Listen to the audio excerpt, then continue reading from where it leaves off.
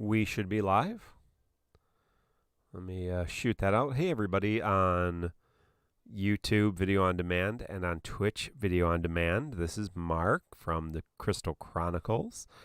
This is the pre-show for episode 173. You can hang out with us for a few minutes as we just chat and as we welcome people. Feel free to skip ahead till you see the intro video. That's when the podcast will start. Or feel free to just go to tccpodcast.com and listen to it as a podcast on your favorite podcast app as well. And that will be one way that you can not go about the post-show and the pre-show and just enjoy the show for what it is. But thank you all for joining us. Feel free. If you're watching on YouTube, like, sub, ring the bell for notifications. Do consider dropping us a membership. I think they're 99 cents, and that helps us continue to stream on YouTube. And if you're on Twitch, follow and do consider a subscription. We appreciate that. Hey, Frog, how you doing? And so welcome. Yes, this is the Crystal Chronicles. I'm going to shoot some stuff out and shout out our friends. Of course, MateriaBot, Quetzalma. Check out MateriaBot. Main Chord, a lot of our friends doing good work on Main Chord. Shout out to them. Josepher on all the fun things that he's doing on his server. 40 the Broadway Saiyan, of course, continues to have a good time and just be a great part of the community. Lids87. Lids is actually streaming Slime right now, so shout out to Lids. Don't go there, but watch with us. The rest of Foyna, our good friend. Soul Defo, if you don't know Soul, Soul's great. Chill guy. I always enjoy catching his streams when I do. Zeno, TXB Gaming. Zeno's got his new YouTube. I'm going to, let me put that in the outline. Because Zeno's got a new YouTube channel just for Defo content. So make sure to go check out Zeno's new content. Yeah. Yeah, yeah.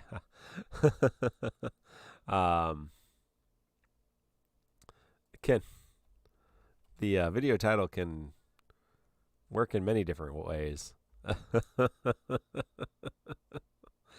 Many different ways. So, many different ways. I should have entitled it episode 173 tier list, ultimate tier list. Do not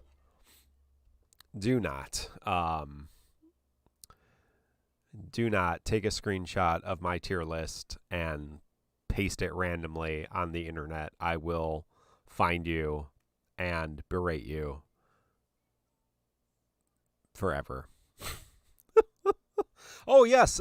Thank you to Poto Cedar, the TCC intern and recent mod, for the trivia. So pre-show trivia, I will share last week's information when we get to the show. But this week's pre-show trivia, how many BT weapons has Mark gotten from free multis? It's more than you want it to be. It's more than you want it to be. It is a frightening number.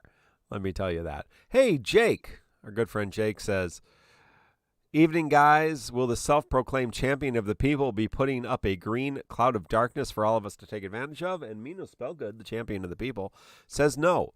Because I mean, Mino will speak for himself, of course, but, sometimes, if you give a man a fish, you feed him for a day.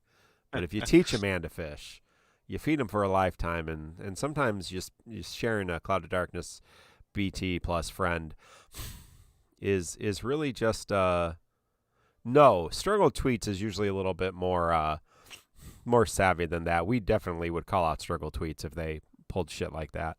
No, somebody just posted a screenshot of my latest tier list on Main Chord with zero context. And so people were like, why is there, all this?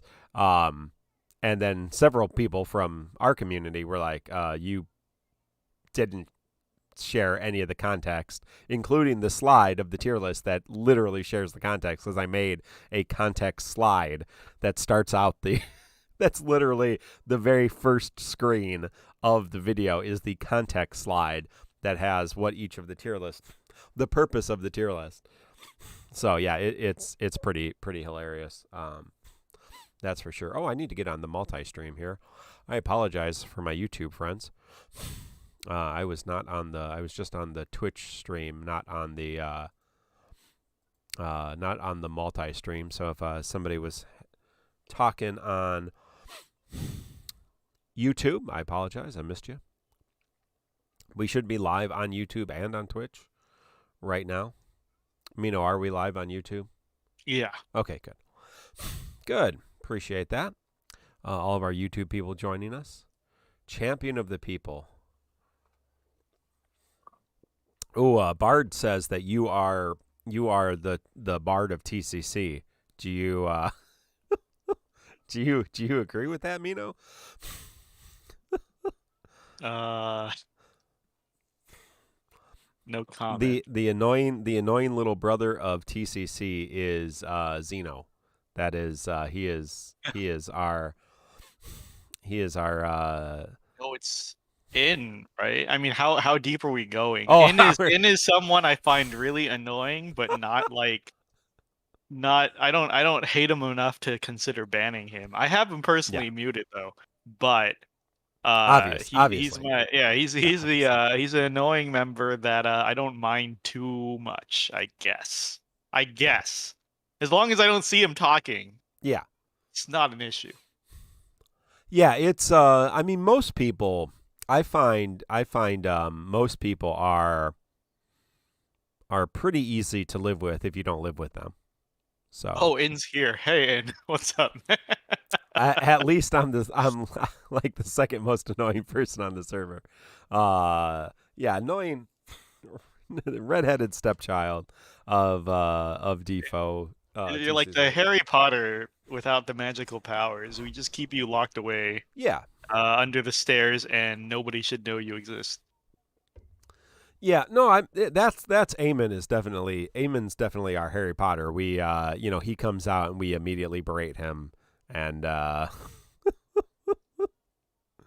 oh, no, we love you all. Yin, we love you. Eamon, we love you. We're so glad you're part of our community. If we didn't like you, you would not be with us. We would completely ban you. Hey, Shadowheart. Pikachu's here. Muted. Lord Touch Me's here. Sissis is here. Bard's here. Jake's here. Reality Theorist is here. With the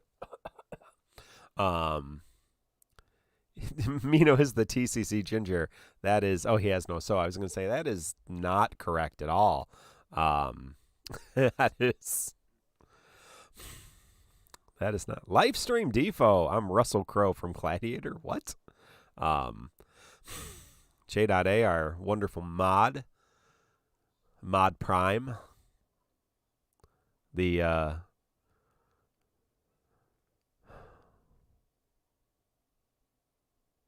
gatekeeper of the Discord. Green and the Twins. I've heard many people talking about Green and the Twins, so I will not be doing that. Yeah, I'm not. I missed the what Raw Life is referencing there.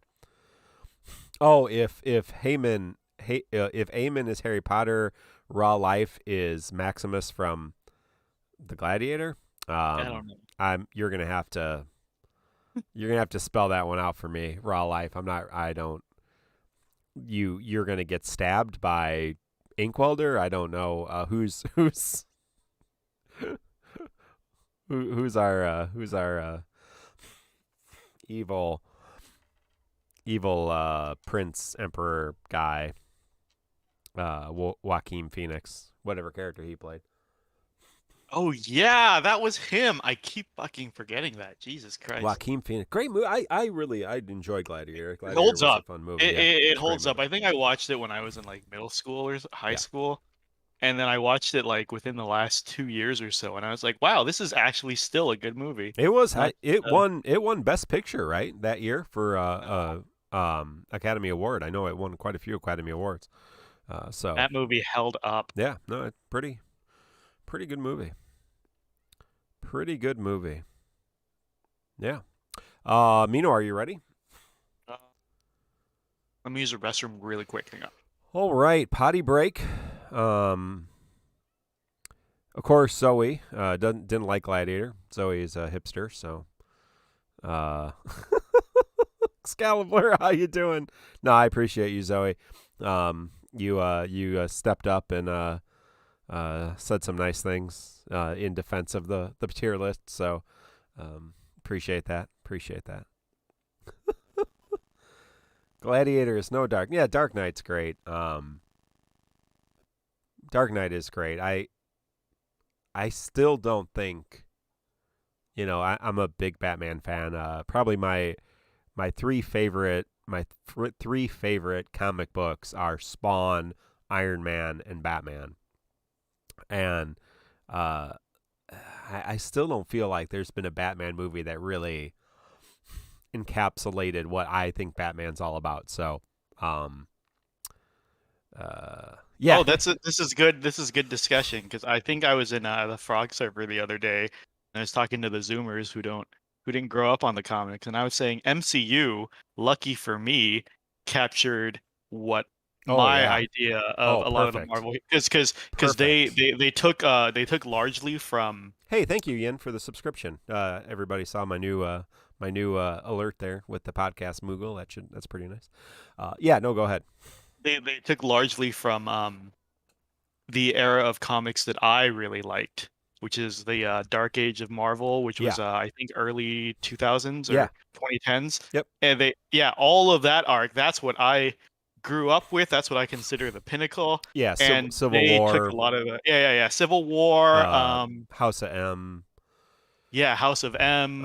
Planet Hulk. Planet Hulk. Yep, great stuff. No, I agree. Winter Soldier was part of that as well. Like they took largely from there, and New Avengers, the Ultimates, of course. The MCU draws heavily on Ultimate Universe, so luckily they draw from the aesthetics of Ultimate, but the personalities are 100% original. Yep. Great. Mask of the Phantasm. Yes, definitively for me, the Batman animated series is amazing. I mean, it still holds up. It's still really, really strong, really good. It kind of has that detective vibe, that noir vibe that Tim Burton tried to get to, but it's just a little too like the first two Batman movies are definitely Tim Burton's Batmans, whereas the Christopher Nolan movies are really Christopher Nolan's Batman. And that's just how Batman's always been. He kind of takes on the aesthetic of whoever's kind of behind the thing. And MCU's done really well because they've made it more of a, they have one person in charge of that as opposed to every director. So, yeah. But love them or leave them. But I'll go see the new Batman movie. I'm not immediately hating it. I think it could be. So everybody loved Joel Schumacher. There were parts of the Joel Schumacher Batman that, he really hit on some stuff. Other things not so much. But he didn't. It's not as offbeat. It's not off that as some of us think it is, because it is pretty true to the original Batman, which was bonkers. The original Batman comics were just bonkers. And then Frank Miller came and Frank Millered everything up, and yeah. Before we jump into the show, I feel like this is great post-show, so I want to cut it off because we'll just be going forever. But yes. Pikachu brought it up. I think Gladiator is a great commentary on content creation today, right? Yes. Especially DissidiaFFOO. He goes in and he like meta stomps his very first match. Yep. And people are like booing him. Yep. And then they're like, you gotta learn how to appeal to the crowd. You gotta, you gotta flex. You gotta draw in the audience, create a narrative. That's how you become popular, because he has to get big to accomplish his goals, right? Yeah. And I really like to think that Gladiator is really the story of a DFFOO content creator. Yeah. Oh, that was sorry. I hate that it does this. It doesn't tell you gifted subs. So that was Frog. Thank you, Frog, for the sub to Yin. And thank you for the follow there as well. But yeah, I hate that it shows the gifted subs as different. So I gotta always double check that. Always double check that. So yes, great post show. But yes, I 100% agree.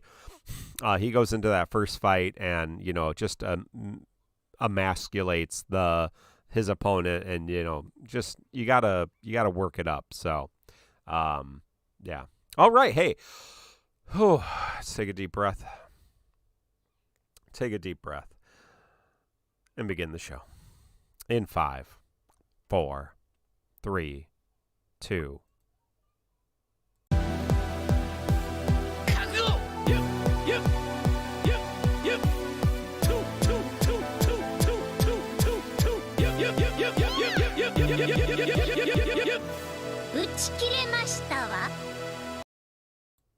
Welcome, everyone, to episode 173 of the Crystal Chronicles, your Dissidia Final Fantasy Opera Omnia podcast. I am Mark, your host, and I am so glad to join you today. It is November 4th, 2021.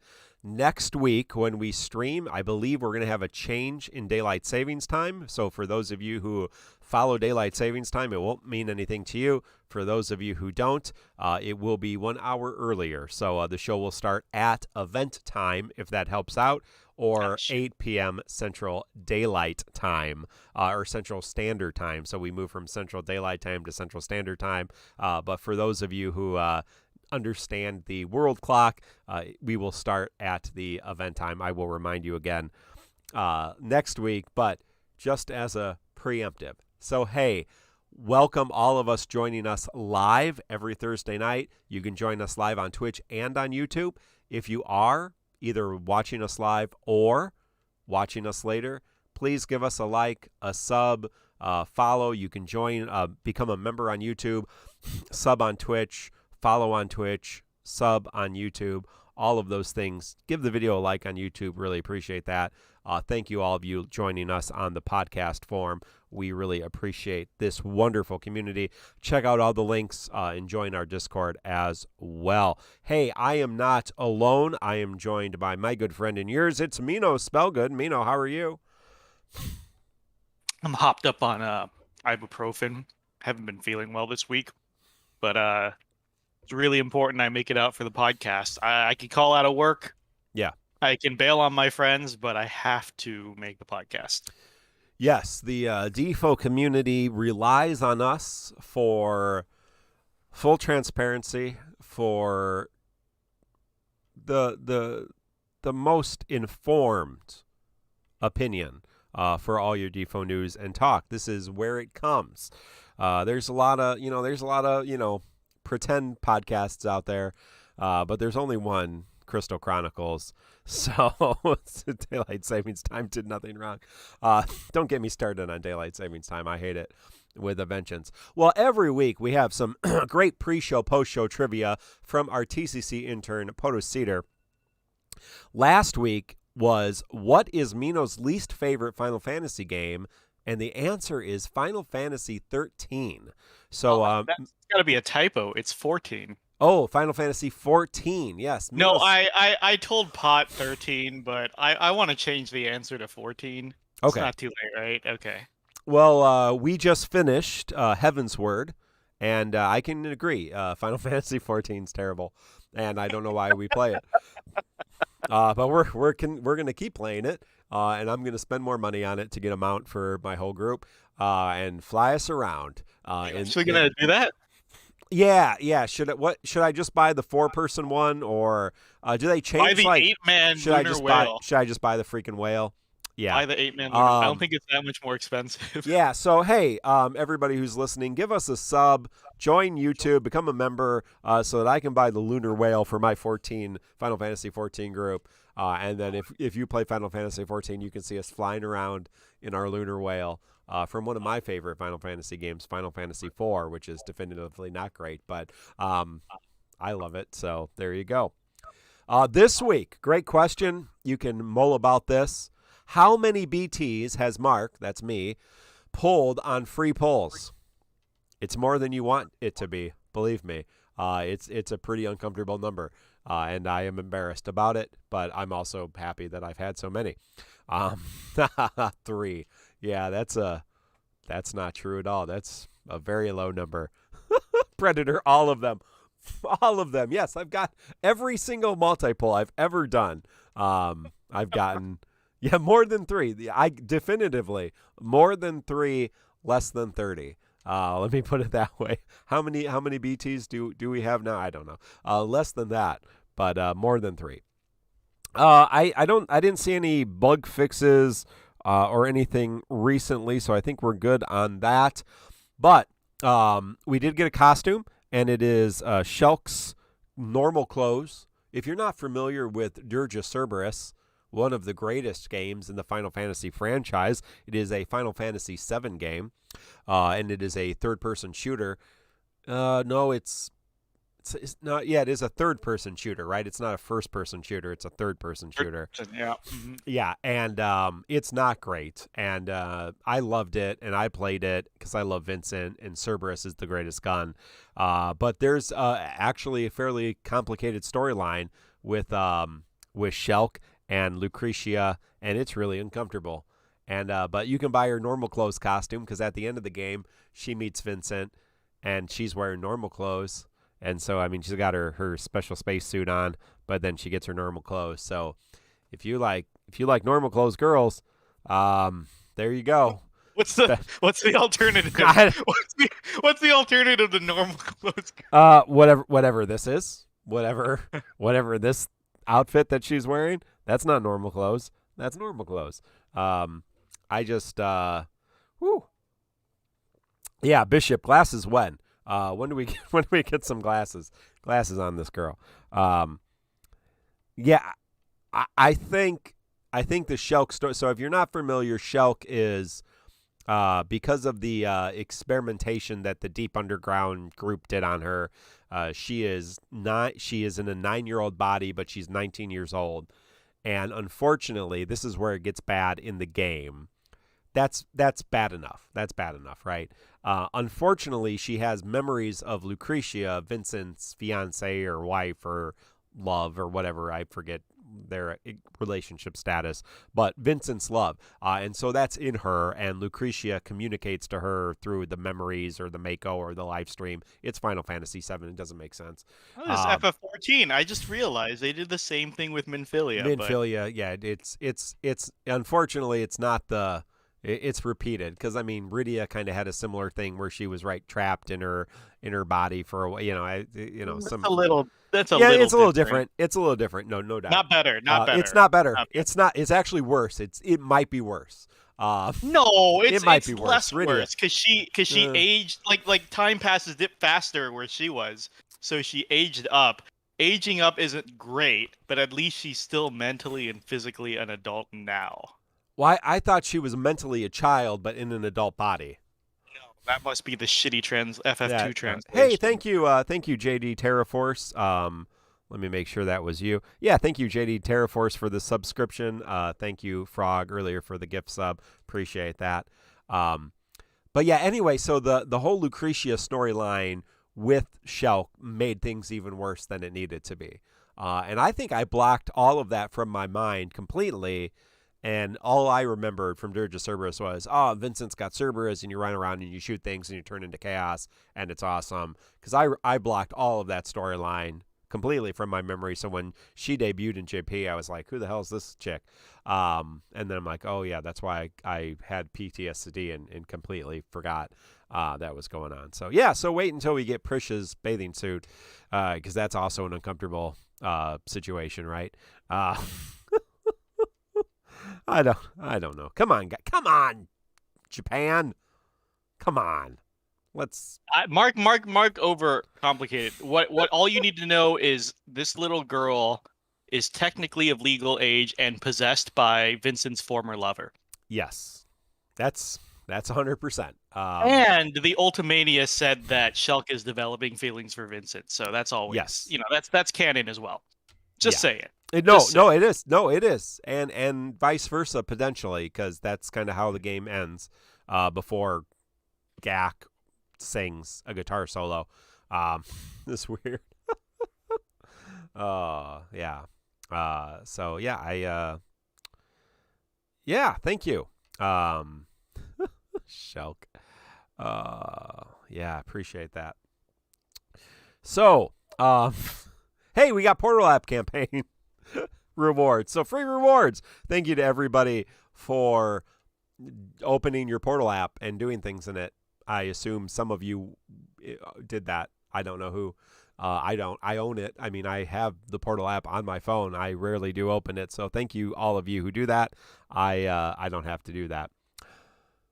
Let's talk about these. Hey, today we got a couple characters to talk about, but we have potentially two of the worst Lufania Plus fights. I think in at least in our circle of people who play Japan, the Japanese version of the game, these two fights, the Cait Mission Dungeon Lufania Plus and the Shelk Lufania Plus, probably top 5 worst Lufania Pluses. Mino, would you agree on that from people we've talked to? Lufania Pluses? Yeah, sure. Yeah, from the Lufania Plus era, of the worst fights of Lufania Plus, these are definitely seem to be common among two of the top. So, yeah. Dirge of Cerberus is about shooting things with a triple barrel shotgun. That's true. That's pretty much was my takeaway, and I was okay with that. Having to not deal with the storyline. But before we talk about Shelk, let's talk about another Final Fantasy character. We had a Mission Dungeon event, and we headed back to the Lighthouse dungeon from Final Fantasy 12. I really like that dungeon, actually. That was a really, I thought, well designed and fun dungeon in Final Fantasy 12, and many of them I did not think that. So that's one that stands out from Final Fantasy 12 that I did really like. But we do get a new LD, and that is Cait Sith, or Kashi, or however the hell you say it. Reeves, dancing Moogle machine, cat fortune-telling thing, who may be sentient, maybe not. It's hard to tell, depending on the context or the game. It kind of changes with however they feel. Oddly enough, he speaks with a Scottish accent, while Reeve does not. Don't quite understand that. But Cait does come back with his LD and gets a nice little boost. Now, he's a little bit, Cait doesn't get much in terms of a tuning pass in terms of his base kit. So still kind of party attack up, physical attack up, party physical attack up with his first attack, which really just does some little minimal damage. Then buffs with his Mog Dance.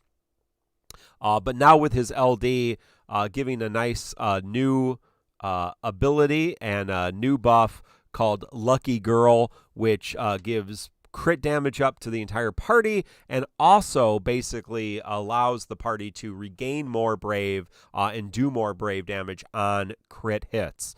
I think there's probably more intricate ways to explain that, but basically he allows you to do more damage, and that's nice. So he's a fairly solid support. Now his auras, besides the crit boosts and the damage boosts and the brave regain. It's not brave gain, but it's brave. What's the word I'm looking for? Refund, right? Isn't that how that works? Brave refund, you'd call it after you do damage. You mean his mechanic? I don't know if I call that a refund. It's a brave gain. It is a brave gain. Yeah, it is a brave gain. I just want to make sure I'm getting the terminology right here. But besides that, that's pretty much what he does. He does do a little bit of healing through regen. He has one ability that does instant break. The LD now does instant break.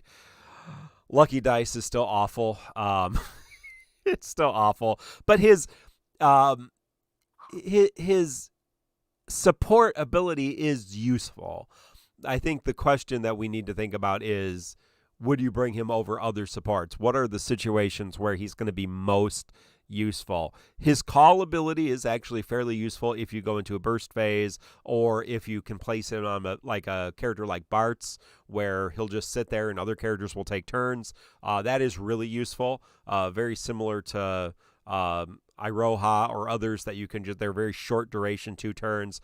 But if you have a character who's not going to take a lot of turns because you're double Sid Reigns, or you're doing somebody like Shelk or Vayne who are taking a whole bunch of consecutive turns, then it can really be useful. So, I don't know. I've messed around with him. I've used his call ability more than I've used him in the party. I think he's okay. I think he definitely can fit into some teams.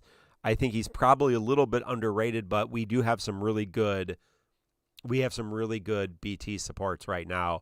And we have some other really good supports in characters like Setzer and Porum, Agrius, Beatrix, Aphmau if you're using Sid Reigns, obviously. So I'm not really sure where he fits in, like, preferred over other characters. Mino, any ideas about that, or just general impressions about Cait Sith? So I actually ended up liking him quite a bit.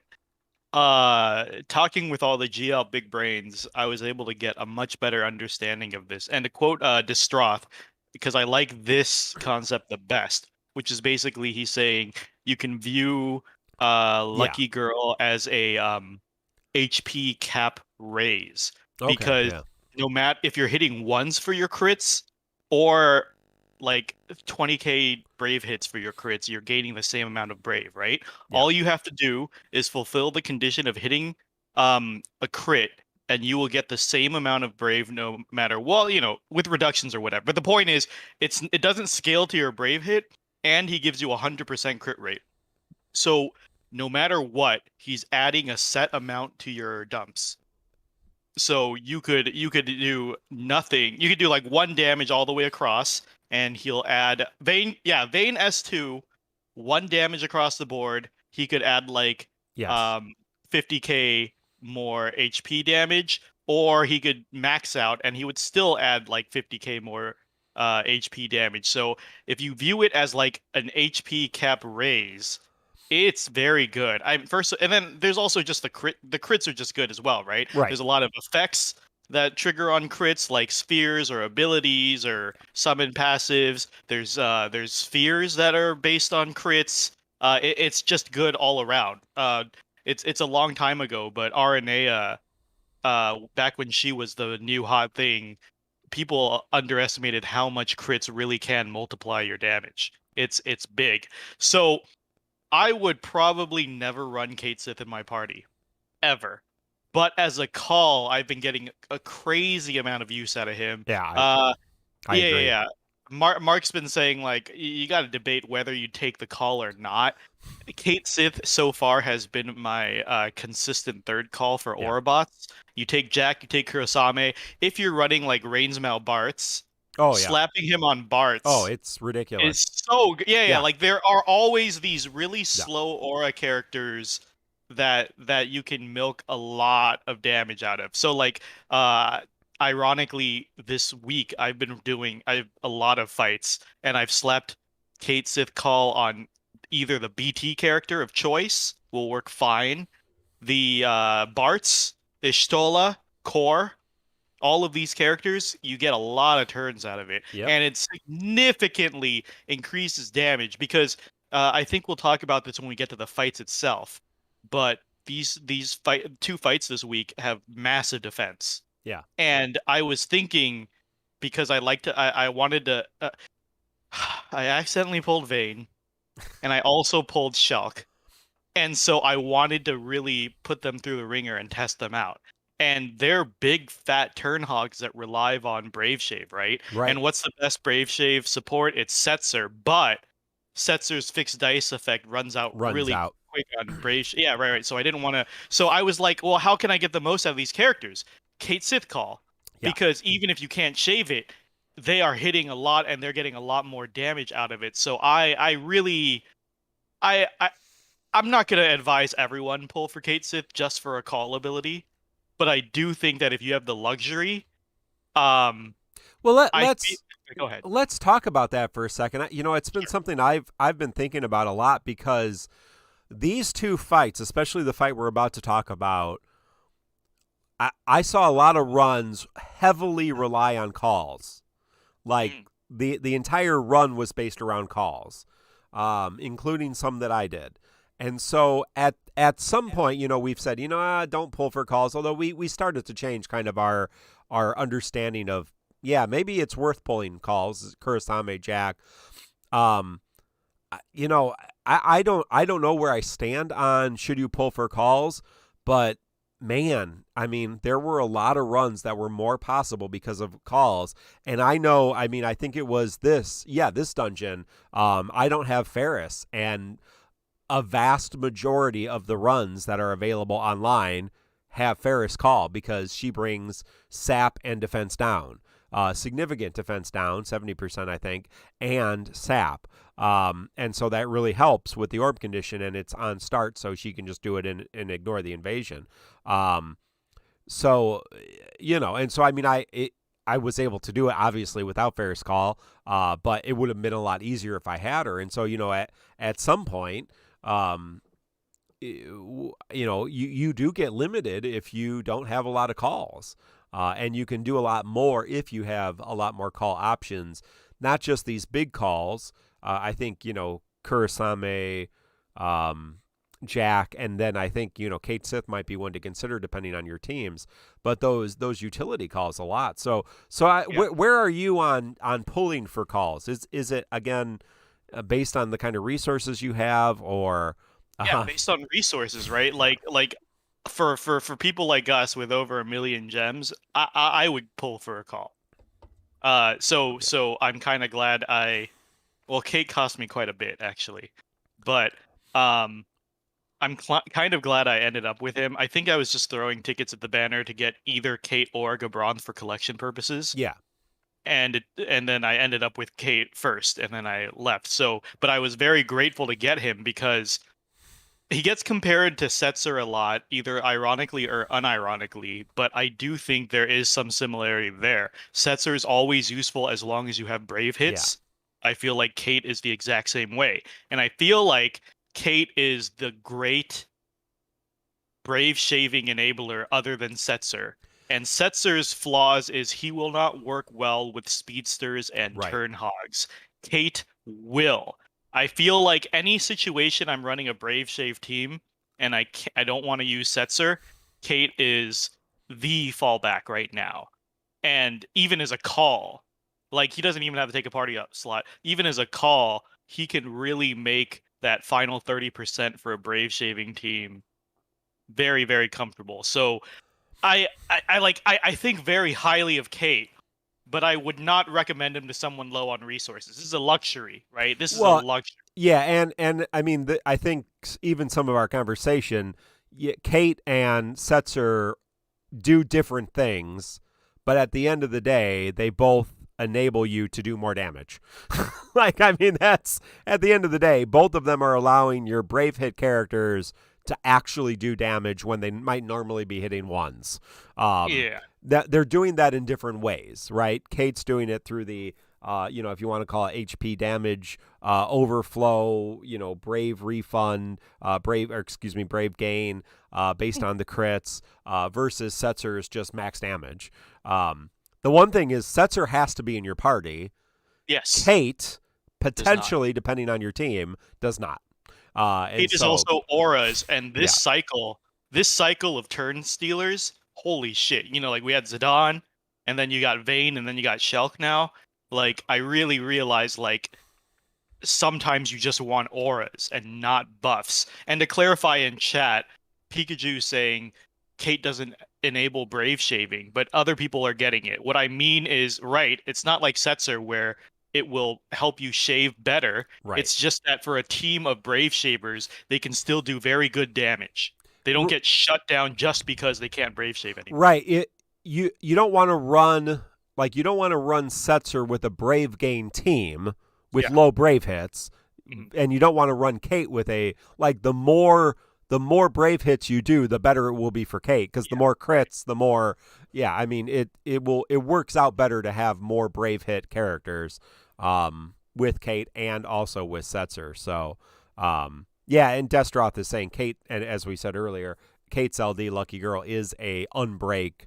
Or no, it's not an unbreak; it's a break all. Break. Yeah, so it is. It inflicts break status. That's what they say in game, or it breaks all enemy, instant break. So, Kurasame Seven Heavens says Kurasame LD call is the most valuable in the history. Probably rated the highest. Yeah.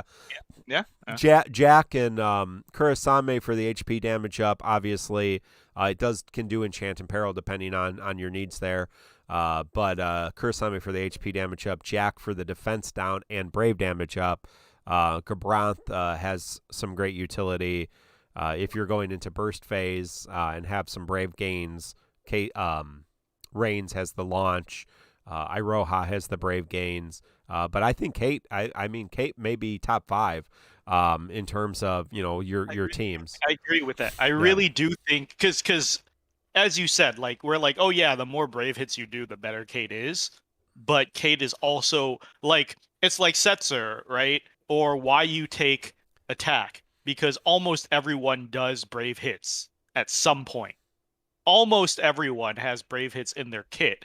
And even if you're running like a brave gain team, you're still going to benefit from Cait. Maybe not as much, but the fact is you can comfortably slap that call on any type of comp and get some benefit from it. Yeah. Oh, Pikachu says, fun fact, Lucky Girl will break an enemy with 100% evasion. Oh, that's very interesting.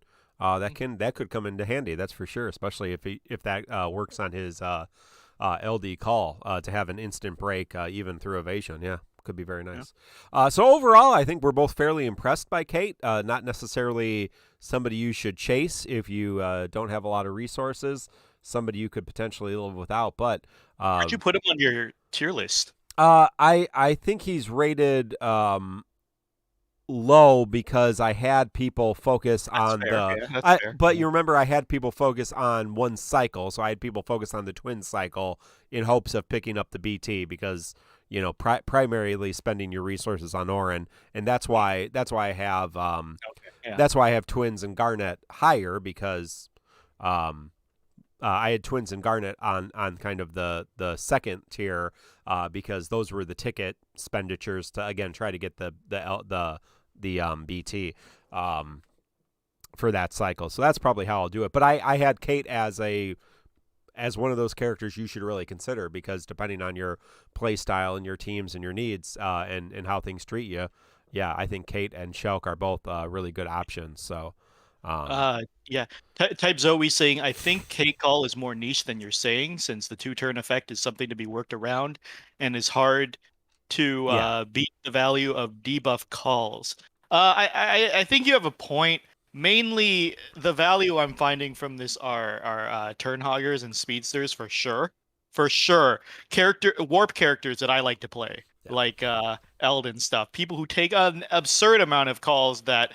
I mean, turns that that fixed dice would fall off of easily. Yeah. So I'm thinking mostly in those cases, but also, while I'm no call expert, usually my third call is doing very little for me. Yeah. Outside of Kurasame and Jack, my third call is usually like a turn delete or a couple of delays or some sort of like temporary aura, like a Bartz or Garland call. So I feel like most people aren't really doing much with that third slot, and like Cait as an easy third slot doesn't really hurt.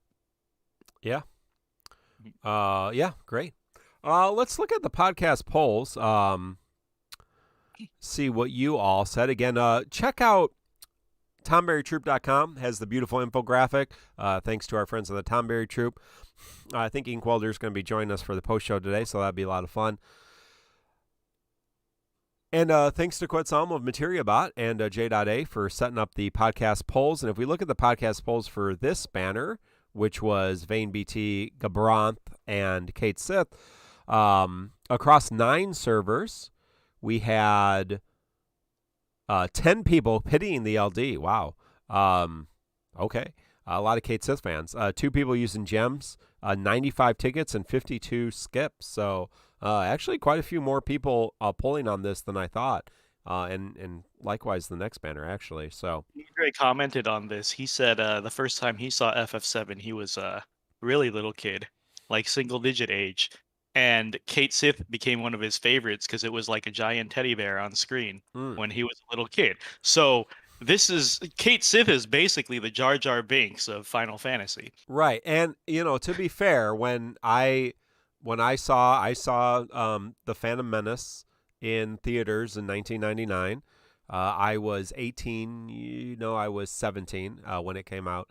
And there were little kids, and yeah, I did not like Jar Jar Binks, obviously, but man, the little kids did. The little kids loved him. My kids even, with Clone Wars and watching the movies, my kids think he's hilarious. Because right, they were exposed to Jar Jar Binks when they were little, so I can really see that. I was 15 when Final Fantasy VII came out, so I was a little bit more drawn to Cloud and Tifa. Mostly Tifa, for different reasons, but yeah, I could see if you were a little kid and you saw, Cait Sith jumping on his big Moogle, that'd be fun. Yeah, so there you go. Everybody get your Cait Sith plushies at squex.uk.com. The Square Enix store. How is the stream going? Cross, are you on both? Are you watching us on both? Are you watching us on both Twitch and YouTube? I appreciate that. Cross. That helps our that helps our numbers, I guess. Appreciate that. Great. Everybody check out the Historia Crux on Cross 13's YouTube channel. It's a weekly gathering of minds and DissidiaFFOO content. So there you go. Let's talk about the fight. Now, this is probably one of the worst Lufania Pluses throughout the entirety. Now, we now know, because Japan has moved from Lufania Plus to Shinryu difficulty.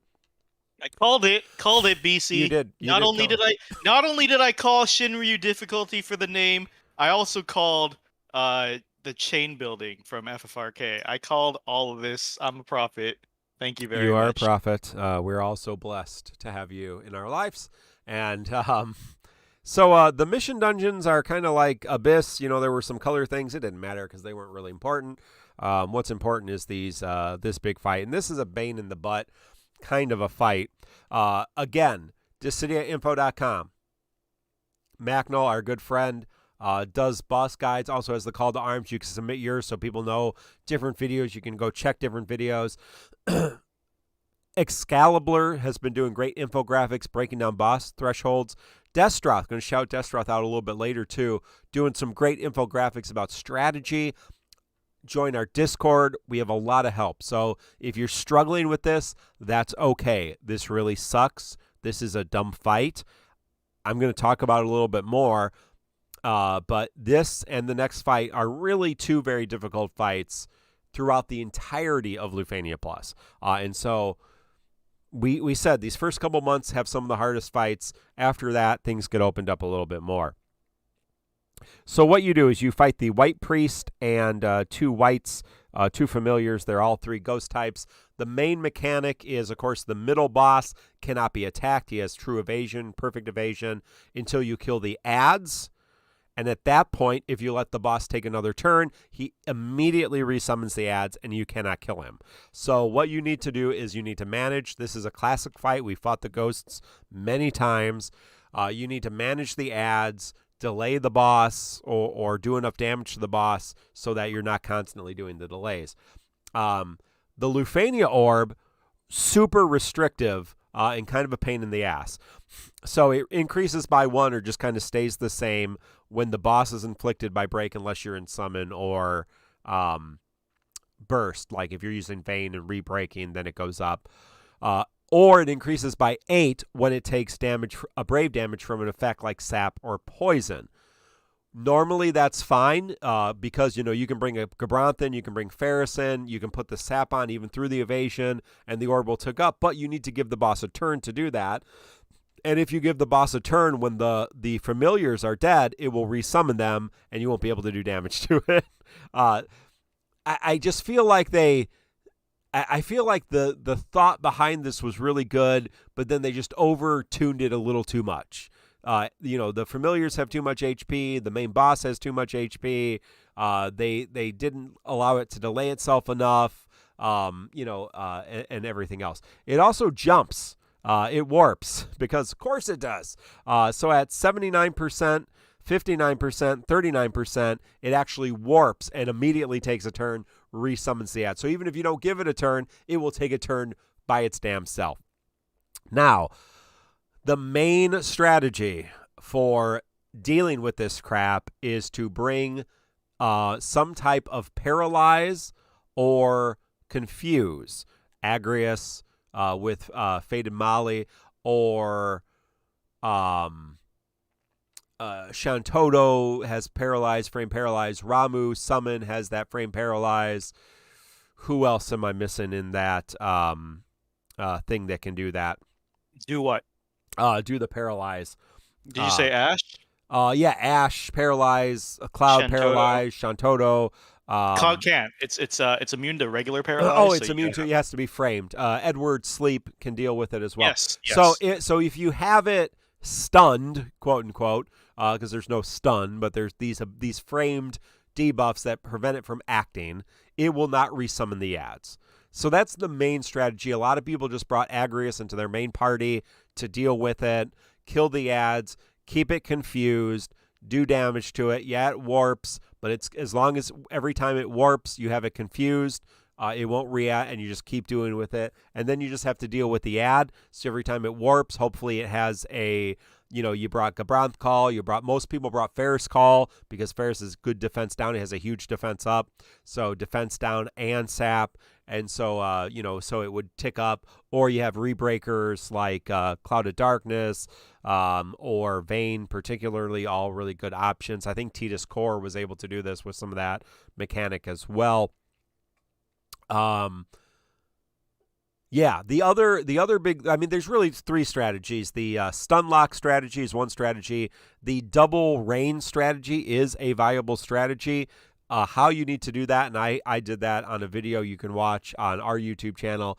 Before it reaches 79%, you summon, and you need to get it from 79% down to under 39% to basically skip its entire phase and just bring one call, like Shantoto Friend Call or Shantoto LD Call, to stun it. And so it skips all three of those summon phases instantly, and you can do that.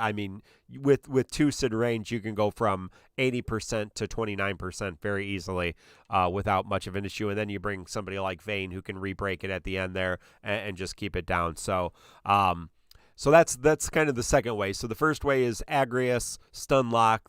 The second way is double rains. The third way is pretty much the way to beat every Lufania Plus 3 BT Plus characters.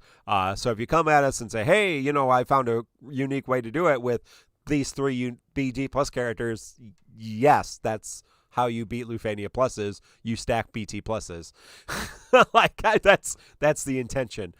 We've said that since the beginning of this era, but now some people actually do, unfortunately. I would not suggest having 3 at this point, but if you do, God bless you, because I'm looking over the next several months and knowing there's a lot of characters that I would actually like to green, and I want to make sure I have resources for them. So don't just be greening characters for, just because you have to be content. Make sure they're characters you really want to use. Mino, what are your thoughts on this crap fest? So this last week I found pretty frustrating in terms of fights, but because these were so hyped, I spent a lot of time with these fights. I it's funny because I think these 2 fights suck, but they got me to play the game more than I usually do, just to test things out, just so we have an educated opinion on it, just so all this stuff. So first, let me start with, I think Mark put it beautifully, like, these are potentially interesting fights, if there was a tweak here and there. Yeah. First, let me just say, I feel like Shelk's fight was much closer to a good fight than this one. Yeah. This one what was too much because I understand summoning ads on the threshold. That's fine. But having the boss disappear as well and making like the orb tick very limited because my guess at the intention of this design was that you're supposed to burst the ads really fast and keep applying sap when it's visible, and then it goes away, blah blah blah, and then you got to keep bursting the ads again and repeat. Uh, I didn't attempt this one without a confuse. I know some people did, and I think it's very very short. Very very small minority did this without a confuse because there's just no point, and it's so tedious. I really Yeah. don't think no fight should repeat its gimmick 4 to 5 times. That's too many times. In preparation for this podcast, I was thinking like, what are some games that I really like? What are some games that I found had good design? And how many times did they make you repeat a mechanic? Right. And yeah, unfortunately, the latest game I could think of was something BC made me stream, which was Metal Gear Revengeance, Yeah. which is an action game. And it's like, oh yeah, these boss fights are so unique. How many times did I see the same mechanic? 2, maybe 3 tops. Yeah. Usually twice. And I was like, that's a good balance.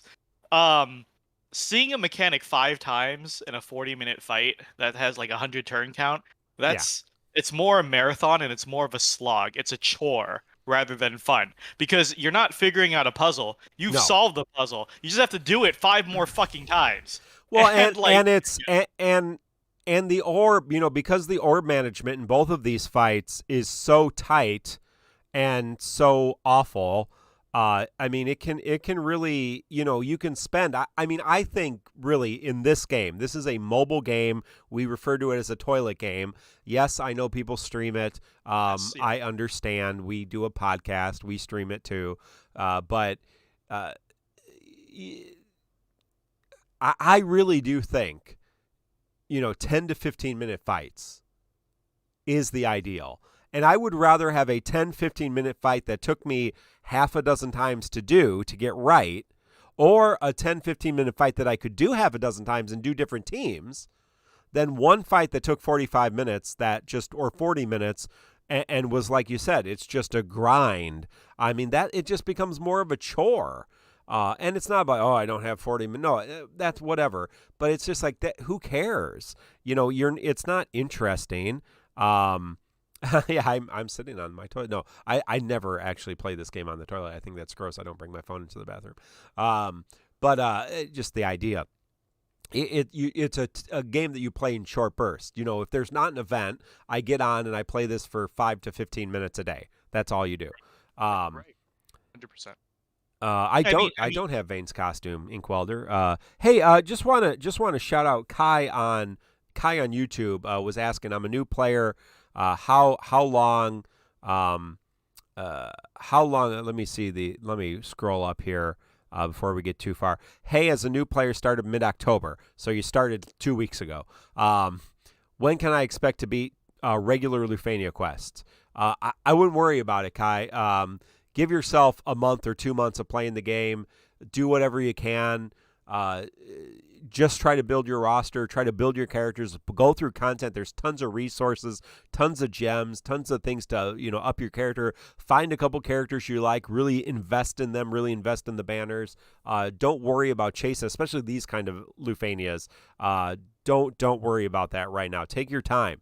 I know a lot of people try to slug through and beat the hardest difficulty as soon as you can in Defo as a new player. There's so much content. Just enjoy it, and then challenge yourself from time to time. And come on the Discord. We can help you out with that. But yeah, the most important thing is to start building your roster, building your characters, and making sure that they are fully built before you tackle any Lufania, and understand how the game works. So just wanted to shout out Kai there. And thank you for watching. Sure, no problem. Continuing on, well, we'll get to the Shelk fight. Some people are in chat are saying the Shelk orb is more restrictive, but I'm going to I disagree. disagree. I'm going to disagree, Yep. and I will tell you why when we get there. Yep. But yeah, finishing. Yeah, sorry. Go I ahead. agree 100%. I think these orbs are much more of a pain. Yeah.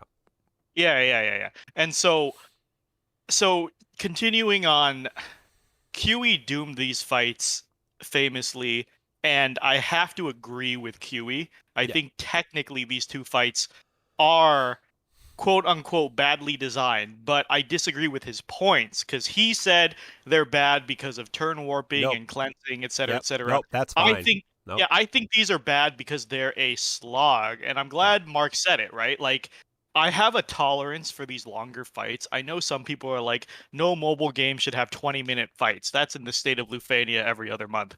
But I always say 20's not so bad. No. Right. But these fights are 20 if you cheese them. Right. These fights are 20 plus minutes if you cheese them. Yeah. You're If you're you do it, talking 40 minutes to actually if you do it legit correctly. do it, Yeah. if you legit do it, it's 40 plus minutes, and that is asking too much for It's a mobile game. ridiculous. Well, Right. and it's 40 minutes, and you could very well get into 35, 40 minutes and then biff on the last 3%. Because the orbs are so restrictive. So, the orb pops, you're dead. And so if you run out of steam and you don't have a way to deal with the orb, you're gone. And so, I mean, that's just, like I said, I think what you said about repeating the stuff, so with this particular fight, since we're on this fight, every time it acts, it resummons. So that's bullshit. But so now every time it acts, it resummons, but also at 79%, 59%, and 39%, regardless, it resummons. So if you manage it perfectly, you still have to deal with the ads 4 times. And that's if you do it perfectly. Likely, it's going to be more than 4 times. And again, it's just the same thing over and over. You're killing the ads. You're trying to manage the dumb orb. And you're not, it would be much more interesting, if there were 2 or 3 different mechanics throughout the fight that you had to manage, right? Instead of having all of the mechanics up front and then just grinding it away for, ever. Yeah. And so to address chat really quick. Well, first, Madden Hugh says 20 minutes. Transcendence Tier 9 says hi. To be fair, Transcendence Tier 9 is permanent content. If you don't want to put up with that shit, you can wait to power creep it. This one is limited time. Agreeing with some people's suggestions, because this was going to be my suggestions, as Jovial Roger said, like, any one of these few tweaks I felt could have made the game, this fight, much more palatable. One is less thresholds. Yeah. We really didn't need, is it 3 or 4 full resummons? Yeah. Was not, like, if it's like 1 or 2, sure. As the fight is, sure. Having the healths of the ads, sure. 1 ad at a time, sure. Right? Like, there's so many small tweaks could have made this not take fucking forever. But the fact is, this fight was the most cancer because boss jumps summons 2 ads for a total of 3.6 million, which is fucking ridiculous at our current power level. So you're expected to do 3.6 million damage 4 times, and then the boss's damage, which is like, I think 30 plus million damage.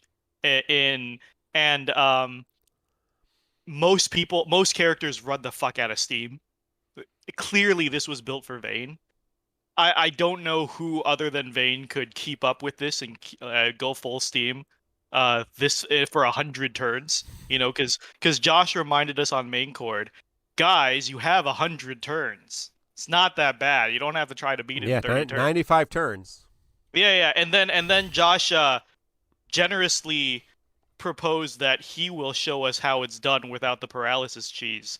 So as soon as he posts his results, we'll put it up. We'll shine light on it. This reminds me of there was an FF11 fight we were saying the devs said the same thing, saying you guys are doing it wrong, and the devs did their own video of how to do the fight, and everyone said no, that's bullshit. No, that's well, terrible. so now Josh is in the same boat. Josh, please kindly show us how it's done without the cheese. How enjoyable that is. Tell us how much you enjoyed it. I'm counting, by the way. I think he said this 3 days ago. So it's been 2 or 3 days in the making. So depending on how long this takes him to get done, if it ever gets done, I then want him to tell me this is a reasonable amount of time to spend on one fight in this game. Well, right. Not just, if it takes 35 to 40 minutes to actually do the fight, but how many attempts? Some people, spending 8 hours on the fight. That's not okay, friends. You don't need to be spending that much time on this game. So we'll keep you guys posted every week whether or not this Square Enix clear comes to light or not. Yeah. And also, there's a difference of it being possible and it being enjoyable. I want this done, and then I want to be told to my face that this is a fun game. Because, so I did the Shelk one without the cheese. I didn't do this one because I just fucking hated this fight. But I can tell you, I promise you, I did the Shelk fight without the cheese. Awful. There is no extra enjoyment to be had. No, it's... Okay? No. Yeah. There's no new mechanics that come to light. There's no different strategy that comes to light by not doing the cheese. The cheese you're not really bypassing mechanics because you still have to. So for this fight, you still have to kill the ads, but you basically just have to kill them once. You're not doing anything. You're not like bypassing mechanics. You're just saving yourself 15 minutes. Like that's. Yeah. That's basically what it comes down to. This is different from Dullahan Yuffie cheese. Like Yuffie cheese for Dullahan, you completely skip the fight. Right. And then when you had to do the fight legit, you had to play differently. Like you had to actually deal with mechanics. Exactly. Which is fair. They made us do that in the Abyss, and I did that, right? Like, but the point is like the Dullahan fight is a completely different fight whether you cheese it or not. Right. These two fights are the same fucking fight, whether you cheese or not. The only difference is 25 minutes. Yeah. Per attempt. I think my run, my good run here, the run that I uploaded, 22 turns. So, and I think that took 15 minutes. So what's a 90 turn run gonna take? Yeah, I like. That's a 90 turn run with Vayne. Oh, like God! I just want to point that up. And or Shelky, bring Shelky back to this. I mean, and Katsufumi saying is part of this ramp up in difficulty to make people pull hard in early units. I don't think that's what it is. I think what it is they shoved several turn hogs into one cycle and built it around the turn hogs, and that's a whole nother fucking story, because basically they give you Vayne and they give you Shelk, and they're like, hey, these guys get so many fucking free turns, like you can like take 1,000,000 turns, it'll only count as like 5 or something. But the thing is, like, even that to me is, to quote QE, questionable design, because in a toilet game that I play for 15-20 minutes at a time, why are they building characters and fights around longevity? Right. Why are they building character kits around 100 turns? When did anybody ever fucking want to do that? I don't know why they don't learn their lesson. All these characters in the past, nobody fucking likes Palom. Palom potentially has infinite longevity. Nobody likes playing Palom. Yeah, no, people like fast fights. People like fast results. Nobody wants... go ahead. Press button, big do damage. Yeah. Nobody wants to take an hour to do a fight that could be done in 15 minutes. That's literally just wasting time. You might as well play Final Fantasy 14. Yeah, exactly. Yeah. Somebody's got to fish and craft. So you have that. Oh, well, again, don't get over frustrated by these fights. If they are too much for you, that's okay. Don't feel like you can't use, if you don't have Agrius, if you don't have Ferris Call, there are some ways around it. Obviously, I did it without Agrius, this particular fight. So, I mean, there are some ways around it, like we've explained. Just join our Discord. You can go find all the resources there, as we mentioned, and we will help you out if you need it. If you have to skip it, again, these are probably two of the harder fights in the Lufania Plus era, and so it's okay if you miss one. Don't hit your head on it and not enjoy the game, because there's a lot more fun and options moving ahead. So, all right, as we transition from this event to the next one, want to shout out a couple people. Our good friend Zeno, TXB Gaming, has developed started a new YouTube channel devoted to DeFo. So check out Zeno's DeFo. What is it? Is it just Zeno DeFo? Search Zeno DeFo. It's a newer. Come to our Discord. He's on there. But make sure so he started over, because if you don't know, Zeno did a lot of other mobile gaming. I think the Bleach game, Brave Souls, he did that and had a pretty big following, and then was doing DeFo and then kind of stepped away from it. So he's going to do some regular stuff on his main channel if you're sub there. But if you want to catch out Zeno's DeFo stuff, really do check out his new channel and sub to that. Our friend Destroth, who's here, one of these guys who Destroth, like Scott Ong, just runs the fights with half a dozen different teams, and just is constantly, we'll shoot up half a dozen videos on his YouTube, so check out Destroth's YouTube as well. But he's been putting together infographics kind of talking about team comps, some like how do you do this strategy, how do you do this strategy. Really good. I think it's something that we don't have. So I mean, Excalibur did the threshold thing. I think that's great. Macnell's doing the boss guides, or Scott's doing them. Awesome. And so now this is another kind of thing that we really didn't have, kind of just some basics. Here's this team strategy. Here's this team strategy. Here's that team strategy. So definitely check that out. If they're on Reddit, they're on our Discord, they're on DissidiaFFOO.com, maybe some other places as well. But Destroth has his own YouTube as well. So anybody else, Mino, you wanted to shout out today? No, you actually got all the ones we were talking about. Keep your eyes peeled for Zeno. He's about to make a big comeback, he says. Yeah. Later in the month. He's gonna go full-time streaming and content creation. Yeah. So thoughts and prayers for Zeno as he enters into the realm of awfulness, which is full-time content creation. But we always enjoy Zeno, and he's done it before, though. He's a vet. He is, and he does great stuff. And some stuff that's different, and so I'm looking forward to it. And we all want you to support him as well. And if you want to do it and you can do it full time, that's what it takes to get those numbers. So I was thinking, just as before we get into the Shelk event, so I'm pulling on we're already we're all obsessed, because we love to doom post, and we love to have fear and anxiety rule our lives, so we're all stressing about force weapons, which is the new type of weapon in the new gacha in Japan. We don't usually talk about the Japanese version of the game, but the power stone requirement to fully limit break a force weapon is significant. 240 power stones unless you get dupes, but it's 100,000 gems to pity a force weapon. And so Black Nero, you, Nidre, and Necklord did a wonderful thing on the Ranting Hour. Go check out Black Nero on YouTube and the Ranting Hour. Just a wonderful time where you guys talk DeFo. Really talking about the reality that hoarders can't hoard when it comes to power. Like when it comes to force weapons, you're not going to be able to get them all. You're not going to be able to max them all. You're going to have to pick and choose. And so all of us who have been, there's no way you can hoard forever.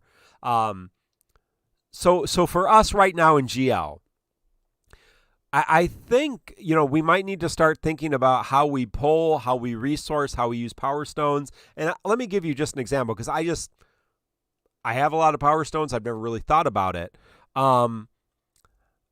I forget we have power tokens for 35 and 15 CPs.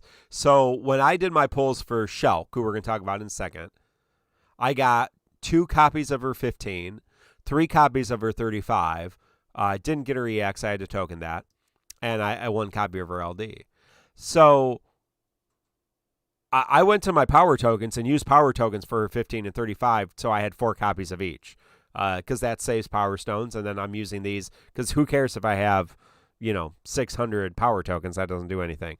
But even for pulling, is it something that you want to think about pulling dupes in the future? So basically, my only thing for this was, hey, I forgot power tokens exist. Make sure you're using your power tokens because if you're not, they're going to sit there and do nothing.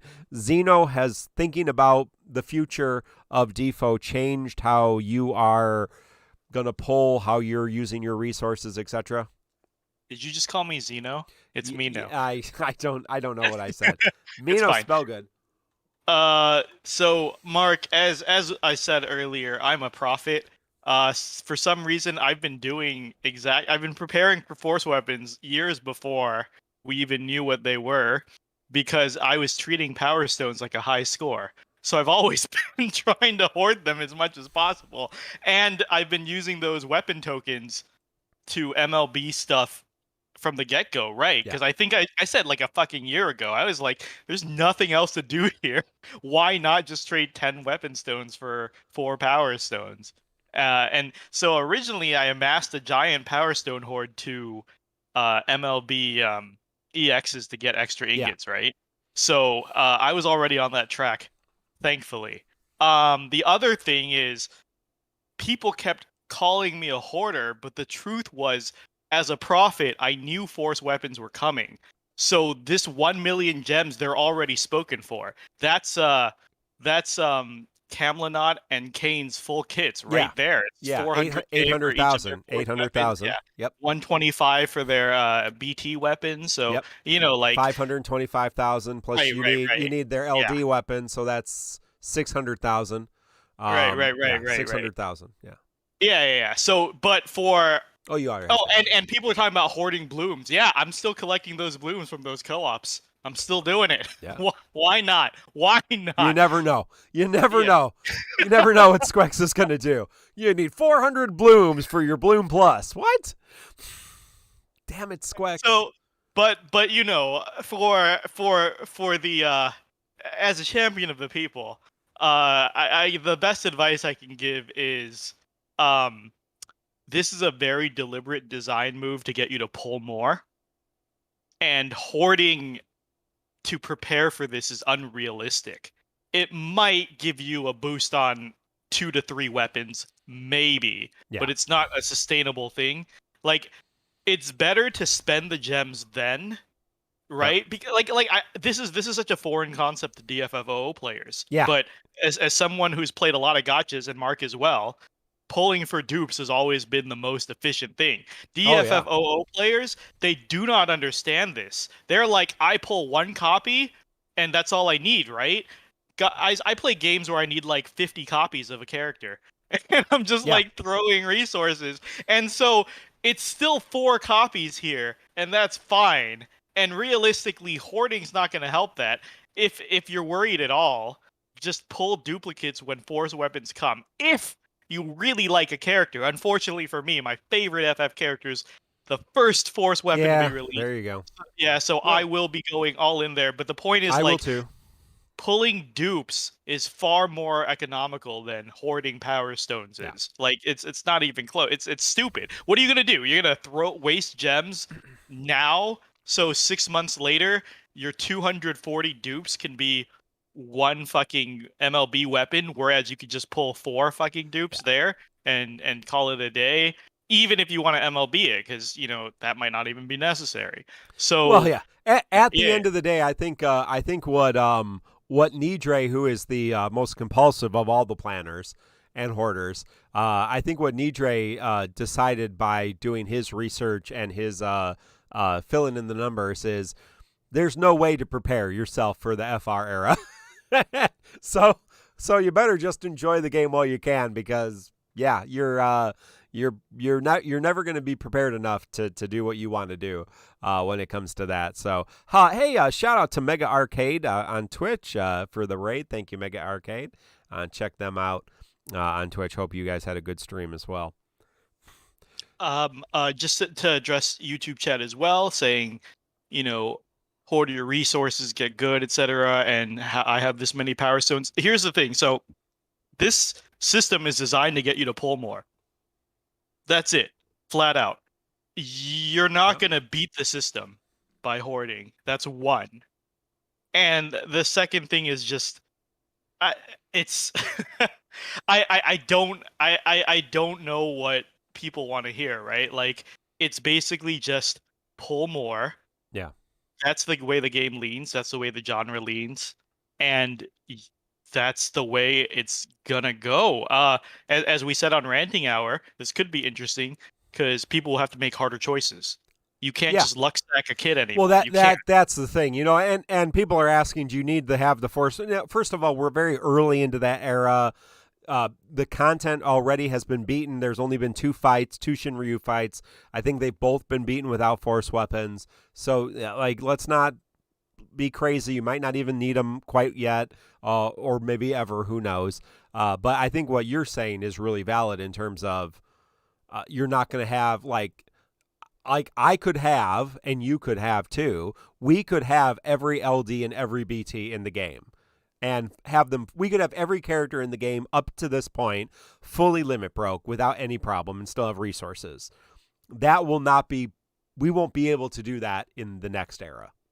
That's just not going to be, it's not going to be a reality. So everybody's going to have to choose who they have fully built and who they don't, and which weapons they want to go for and which ones they don't. And the final thing is just also like, shoot, I lost it here. I just had I just saw something in chat here about it. Oh, right. This is just an early problem. Yeah. Guys, pattern recognition. Use some fucking intelligence. Like this is the same problem any new player will face. Everyone's short on power stones. Yep. Over time, it will even out because power stones are just the high power stones are just another tier. When you sell a force weapon, you get the equivalent in power stones back. So if you sell a dupe, you get a high power stone back. If you sell an MLB, you get 4 back. Eventually, over time, we know weapon tiers are usually around for at least 2 years. Eventually, you will have plenty of high power stones. This is just the first transition where you cannot build a backlog.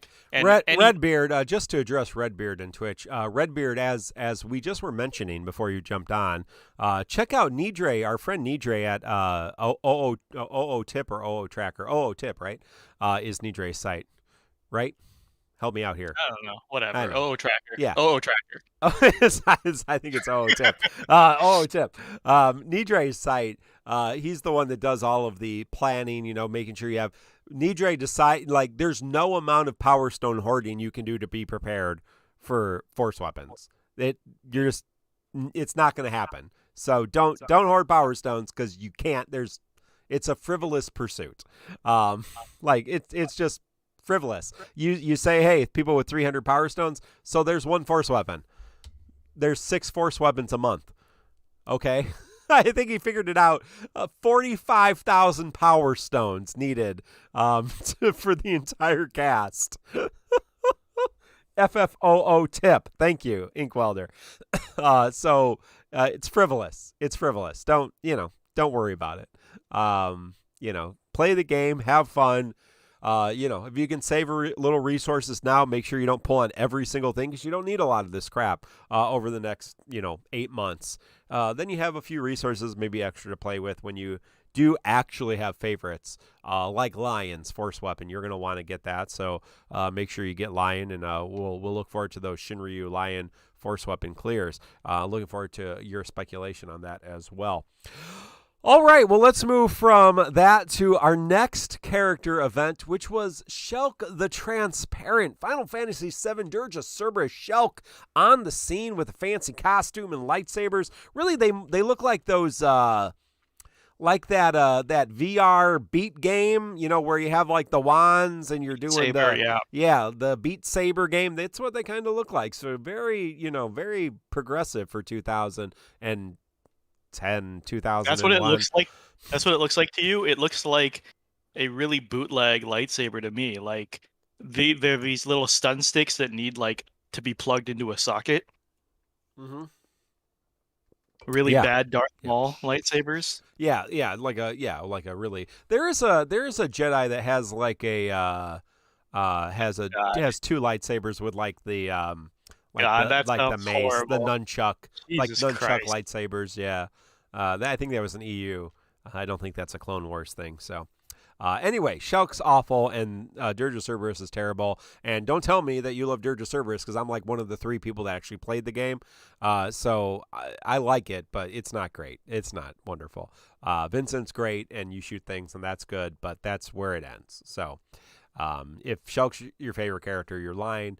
But Mino's gonna talk about how much he likes Shelk. So what does Shelk do? And again, you can go to TonberryTroupe.com. Beautiful infographic. Appreciate all the work that TonberryTroupe.com does.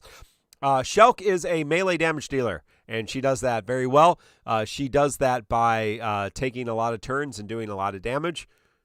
That's pretty much what her gimmick is. Shelk has a great overhead buff where every time she takes a turn, she gets another turn. And every time an enemy takes a turn, she warps behind them, not in front of them. So an enemy takes a turn, she warps right behind them and gets a free turn. So she's a free turn character, which means more damage. She is able to increase her abilities by, her skill 2 has, her skill 2 gives her a shield. I because she had the shield materia in Dirge of Cerberus. I know somebody's going to say, well, that's a game appropriate because she had the shield materia. She used the shield materia to do okay, listen to I was that in the Nero fight. Anyway, it's stupid. You didn't know anything about it. But she's got a shield, so that could potentially be useful. You pair her with another tank like Zack, who's got his own shield. She can survive some AoE attacks. I don't know. Anyway, but it's something. But the shield allows her to do more damage as well, so that's why you need the shield up. If you use her skill 1, then it makes plus versions of her skill 1 and skill 2, makes them do more damage. You can pop her AA. She has 3 uses of her AA to reset the free turns, so you can do skill 1, AA. You can do skill 1, get a free turn, AA, another skill 1, AA, another skill 1, AA, kind of consecutive free turns. We have some characters that can do that. But the big thing her EX is great. It does massive damage. But the great thing she does is her EX, or her LD, excuse me, doesn't do any damage, doesn't do any brave hits. It literally just resets all of her skill uses to game start, resets her buffs to game start, so that can be a good and bad thing. So if she has buffs from party members, they'll be wiped. She loses her shield, etc. Her overhead goes to 4, which is nice. And her EX charges fully. But she recovers all of her skill 1, all of her skill 2, and all of her AA, and her EX recharges to full. And she can do that 3 times. So Shelk has a crap ton of skill uses.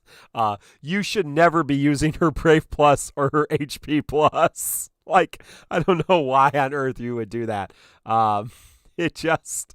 and you should always have her AA active because that actually does give her a little bit of a attack boost too. But I don't even think they have. On Tonberry Troupe, they don't even have her Brave Plus and HP Plus on the infographic. So that tells you how exciting it. You don't even need to look at them. You're always going to be pressing.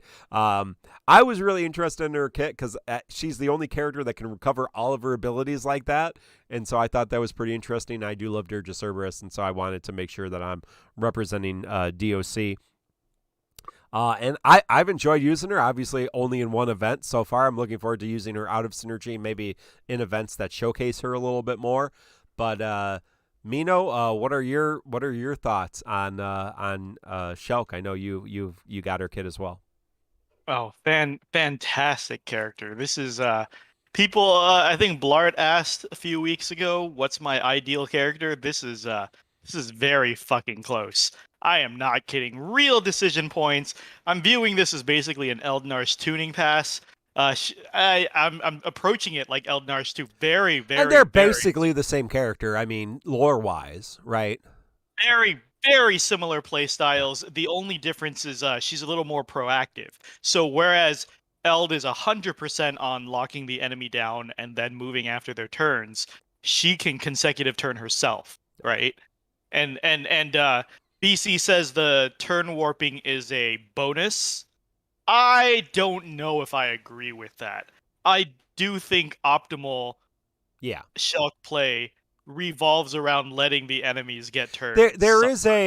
She's definitely a low floor, high ceiling character, right? I mean, when you say that, yes. Yeah. Perfect. Because you could just spam the consecutive turns, or you could really optimize. And so I ran a Shelk solo run on her fight, right? Yeah. As a test. and so I ran the Shelk fight with her, both with the confused cheese and without the confused cheese, just to test a bunch of stuff out and get a lot of insight of the character. First, to stress this, credits to Sinewave on YouTube. The LD is a full reset. A lot of people do not understand that. That means all buffs get reset as well, and call abilities as well. So like everything on her as well. On my no cheese run, I paired her with Core, erased Core's follow-up. So it's a full reset, for better or for worse. Really plan around that, guys. Yeah. And so I mean, like, and you can put her into any team that Eld used to go into. Anything like with Iroha, anything like lots of frequent hits, so she needs a lot of like battery, she needs a lot of support. It's just I said last week that I really appreciated Vayne, because I was like, I guess if I had to do a turn hugger, Vayne is up there along with Zell, because there's more control there. I feel like Shelk has the most. To clarify, she doesn't reset her call abilities. No, she resets the calls on her. Yeah, she resets the call effects. Like if she has a call effect present on her, that's gone. She does not get extra uses of her call abilities. Yes. Yeah. Thank you for that clarification. And thank you, Blartanian, for the subscription. Appreciate that. Everybody check out Blart Defo or Blart on the live stream every Monday sometime in the evening. Go ahead. Did I say replenish calls? Ricky called me a liar. No, I think there was just confusion in terms of what you were saying. It wipes the calls, but it resets the calls, as in if you have a call effect active, it wipes that out, but it does not refresh or replenish your call abilities or your calls. So if you use Okay, thanks for the clarification. Ricky, I'll meet you at the Walmart parking lot after the show. We could settle it there. I'll throw hands. Right. So I was saying,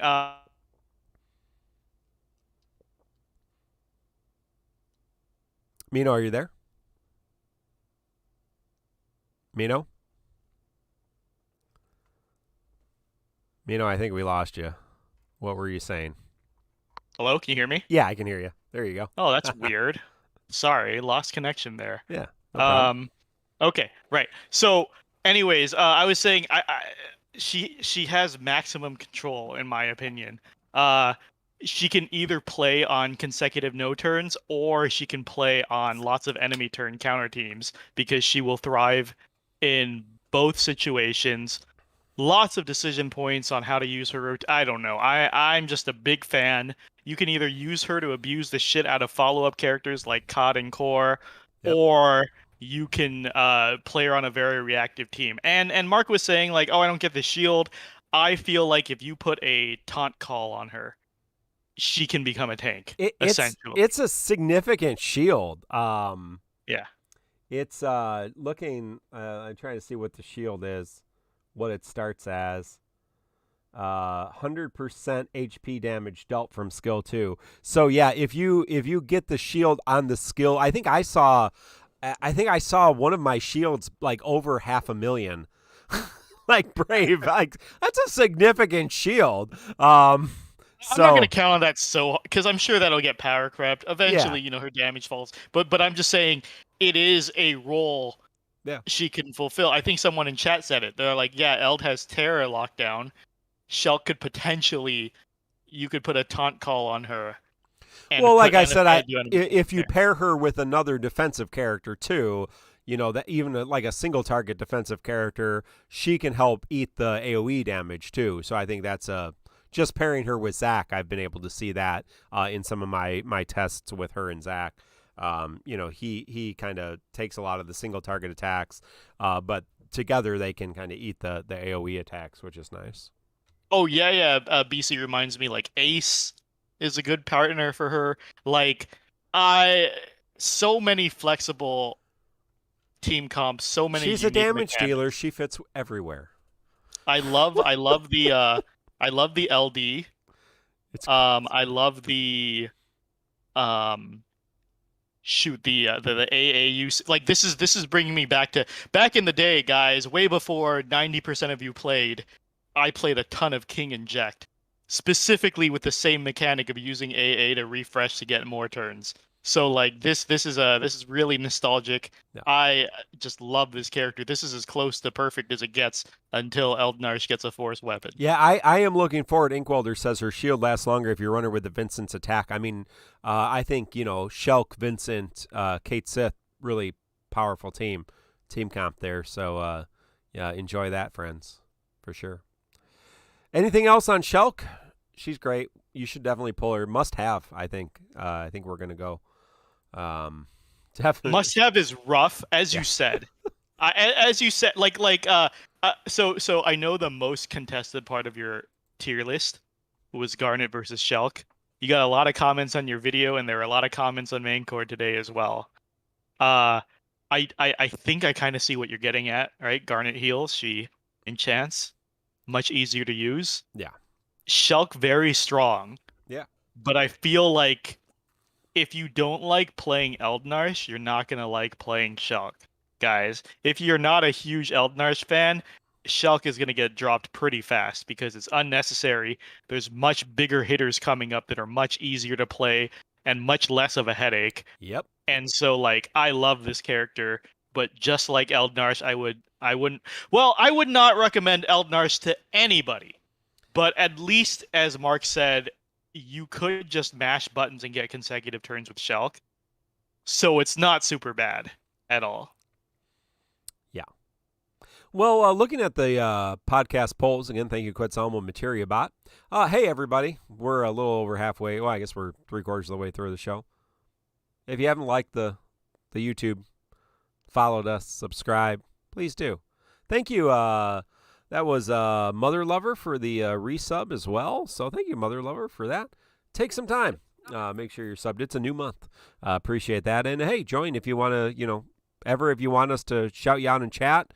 Great way to do that is to sub or to do a super chat or to, become a member. But, yeah, checking out the podcast polls. No one pitying the BT. 9 people pitying, I assume they were not pitying Fujin's LD. 9 people pitying Shelk's LD. 2 people using gems. Always those 2 just wanton gem pullers. 81 tickets and 68 skipping. So a lot of more people actually doing Shelk than I would have assumed. Probably for lewd reasons. Well, I don't want to talk about that. So let's go to the event. And again, shout out to Macno, DissidiaFFOO.com. Shout out to Excalibur. Shout out to Destroth for the good work that they're doing. Join our Discord if you need help with that. You fight a big dragonfly, and he summons sweepers. And so he takes an action. There's a sweeper. If you don't kill the first sweeper, it does a big AoE attack, and it kills you, and he has evasion. Well, he's got the sweeper, and so that's a pain in the butt. So you need to kill the sweeper, and then you can start attacking him. When it gets to 79%, summons another sweeper and gets the Lufania Orb. When it gets to 59%, summons another sweeper. 39%, summons another sweeper. 19%, summons another sweeper. It will summon up to 2 sweepers, and if the sweepers are still alive when it's ready to summon them, it will heal them both. So that's how it works. And generally speaking, if the sweepers are alive, it will take a turn and it will have evasion. We'll talk about that in a second, but that's the normal thing, kind of similar to the ghosts. So you got to kill the sweepers, then you kill the boss, then it resummons the sweepers, you got to kill the sweepers, you kill the boss, etc. The Lufania Orb only has one requirement, and it's kind of awful, but there are some ways around it. It starts at a 12. and it ticks up by 12, or it starts at a 10, ticks up by 12, max 15, when a player recovers 2 or more skill uses. So, Agrius on her LD recovers skill 1 and skill 2. Vayne's EX recovers skill 1 or skill 2, unless you do the plus variant, which you should never use the plus variant of Vayne's EX. Why I did that twice in my video, I was not paying attention. I thought I was pressing something else, I guess. Never do that. So Vayne's normal EX, not the plus variant. Shelk, of course, her LD recovers all of her skill abilities. Y'shtola's EX recovers 1 skill 1, 1 skill 2. Prompto's LD actually recovers his skill abilities. So there are options. And so I brought Agrius, Vayne, and Shelk just to cover my bases. And, I was able to screw up a few times and not have to worry about that. If you confuse the boss after you kill the first ad, kill the first sweeper, can target the boss. If you confuse, has to be confused. So Agrius Porum, the only ways to deal with that. Agrius is the only way with her HP plus after her LD. That's the only way you can guarantee it. Porum, of course, is RNG, I believe, related. So Agrius is kind of the standout here. It will not be able to become, it will not gain 100% evasion when it resummons, as long as it is confused. So you will still be able to target the main boss while you're dealing with the ads, or just continue to target the main boss, delay the main boss, and then deal with the ads later. You have to kill the ads regardless. So if you kill the boss and you still have 2 ads left, you have to kill the ads. But then you don't have to deal with the orb or anything else. So a little bit better, I guess. In one sense, I think a lot of people found this easier just because everybody brought Agrius and it was a little bit more straightforward. You have a few more options to deal with the orb, but a really pain in the butt fight again up there with the Lighthouse Ghosts. And it could have been a lot better. The sweepers have almost 2 million HP, which is ridiculous. They're immune to launch, which makes them even harder to kill. So, Rains is a little harder to use. You have to be a little more careful. And just kind of a pain in the butt fight. So, very similar to the other fight. You can bring Agrius as a friend, though. That's an option. So, you don't have to have Agrius. You can just bring her as a friend. But again, you can do your Agrius party with Shelk and Vayne. You can do your double Rains. You can do triple BT. And, through a combination of skill regeneration, delete delay, and massive damage, you'll kill and confuse. You'll kill the boss. But yeah, dumb fights. They could have been. I think they could have been a lot of fun. But they just kind of went a little too ham and made them not fun. So, and this is a longer fight, I think, generally, too. So, Mino, what do you think? First to address chat, they're talking about it right now. Waka's confused does not work. No. Porum, Mog, and Agrius. Oh, Mog. I forgot Mog is an option. Yeah. We don't know why. At this point, I just chalk everything up to spaghetti code.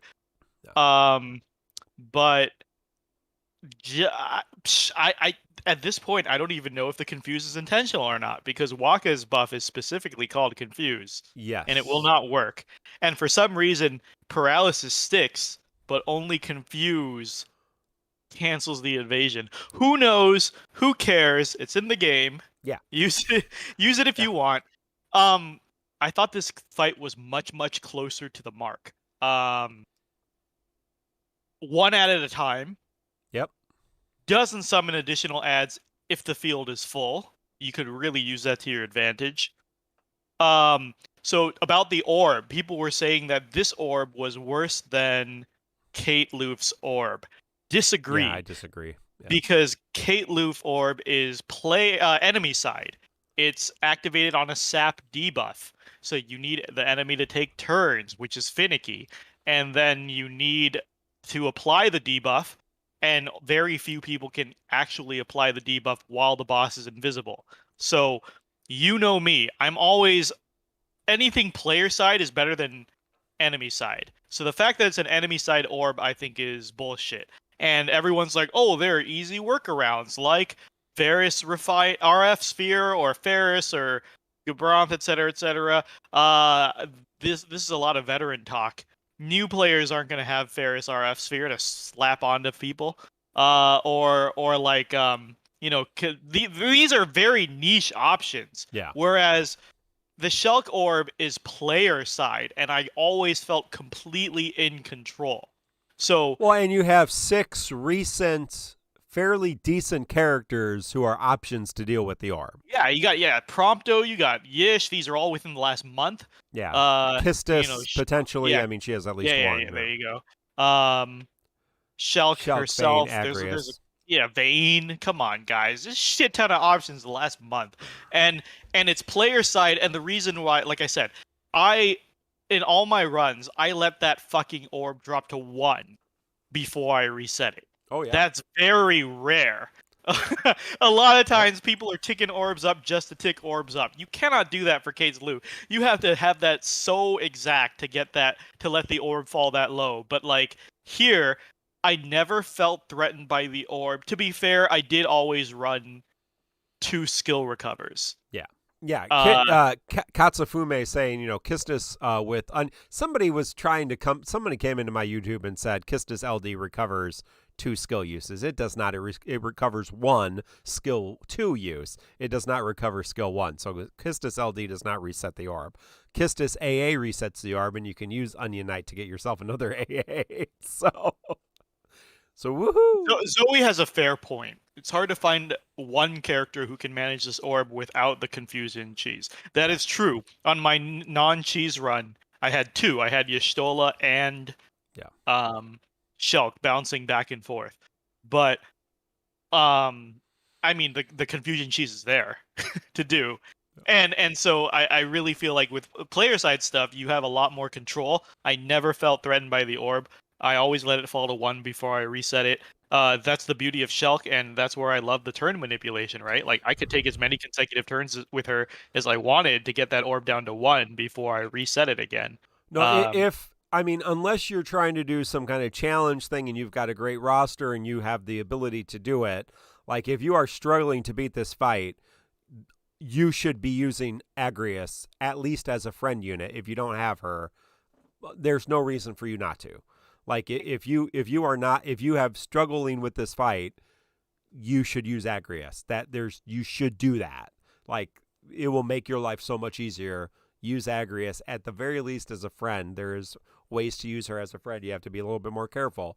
But yeah, if you've beaten it already a couple times and you want to do a challenge run, yeah, then try it without whatever. But as somebody who's just trying to beat the fight, or somebody who's newer and trying to beat the fight, or somebody who's struggling with the fight, you should use the Agrias cheese, 100%. And so I'm saying, so we got 1 ad at a time and now player side orb, which I feel are much better than Cait Sith. You also have you also have the option to just tank it. Right? The whole gimmick of... So people are like, why didn't this fight have turn warps? It technically does. Because if the ads move, the boss will warp. The boss warps. So technically, it does have turn warps. And for my non-cheese run, I just ate the attack.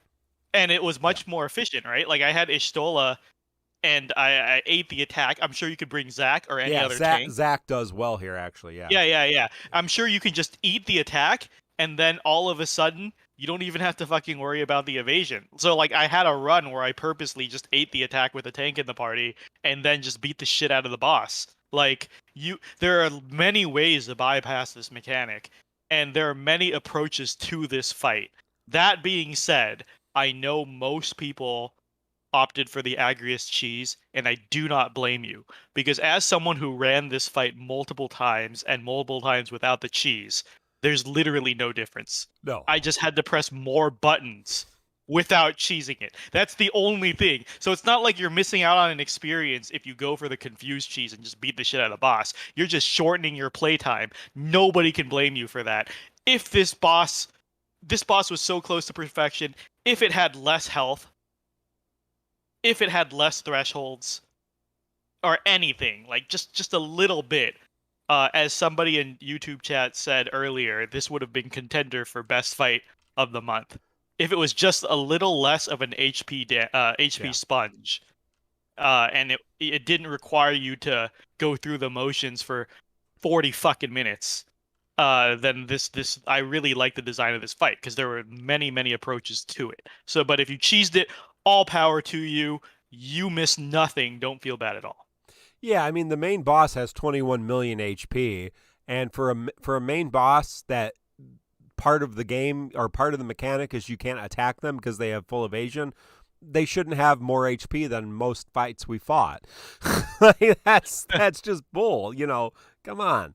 That's just not real, not thinking pretty straight. Xenofobster's asking, do you have to not let the ads get a turn?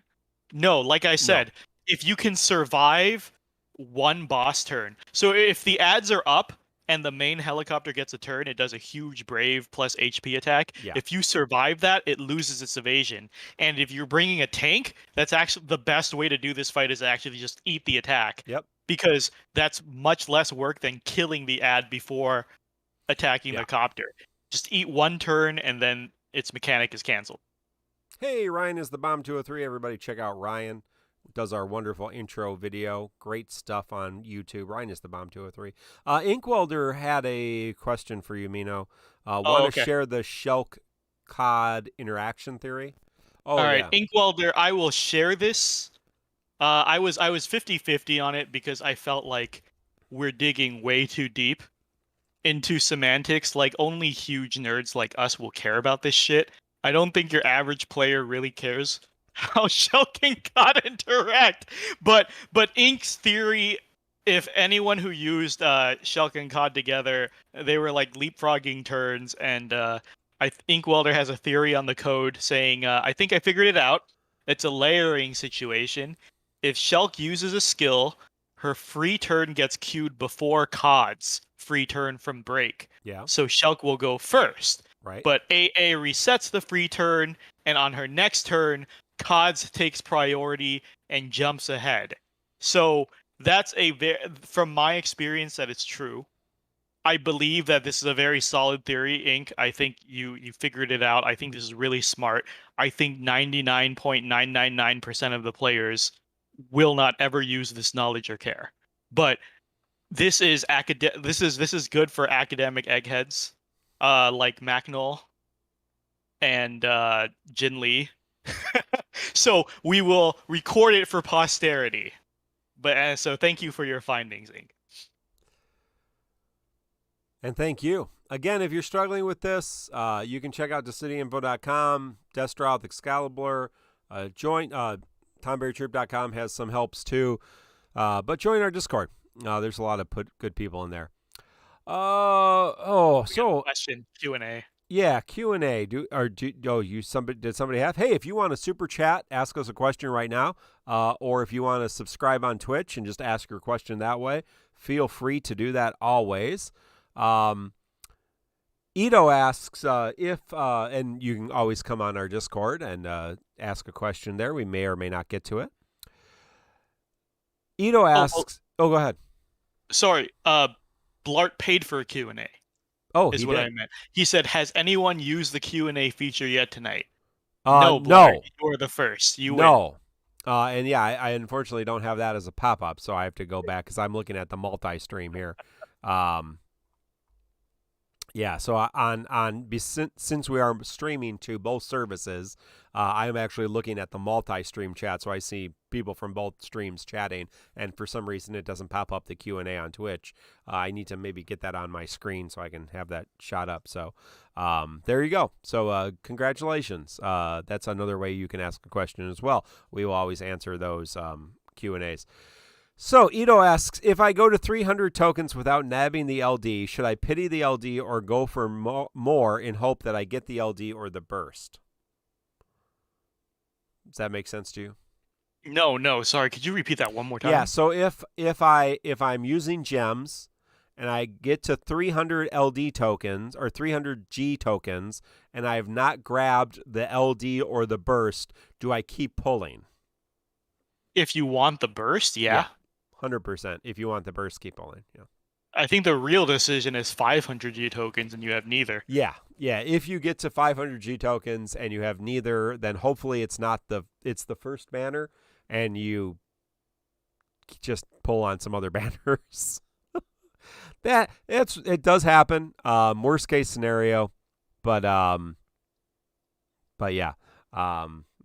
that can be tricky. Who cares? I mean, you probably got 2 million gems, so yeah, use them, folks. Hey, Crush asks a question. What was your first ever purchase in DeFo? I actually remember this. Very embarrassing. I was a super completionist, probably more of a completionist than I care to admit. The very first time I could not complete content was vanilla LC. Yep. And that's when armor tokens were introduced. So I missed out on, I believe, 15 or so armor tokens. Oh, wow. Because it wasn't just the final fight I couldn't do the final 3 fights. 3 out of 5, I think, for the armor tokens. So to make myself feel better, I bought a gem pack with armor tokens to make up the gap. There you go. And that's my first purchase. What about you, Mark? I'm pretty sure my first purchase was whatever the initial gem sale was in the game, and then really? probably First one. whatever costumes, the first costumes that came out, I bought because I bought all the costumes, but those didn't come out for a while, I don't believe. So I'm pretty sure. Fidix says, didn't know Mino was pay to win. Yeah, 100%. 100%. We are all pay to win. Yeah. So CSAM says, does Mino have a serious persona or just layers of irony? I don't know. Skip. Pass. It's been lost. At some point, you just become what you are. And so, yeah. Become the mask. You become the mask, the persona. I'm sure there's some connection to Persona 6 or whatever that's coming out. Persona 6. Yeah, SMT 3000, whatever they go. So, Inkwelder of the Tonberry Troupe, TonberryTroupe.com. Why do the hosts think that GL devs are willing to tweak fight configurations like the Arden BT Chaos Co-op and the 6-man event, but they aren't willing to tweak poorly designed fights like Von BT Story Chaos, Cait Sith Lufania Plus? We know they can tweak fights given Abyss Dullahan.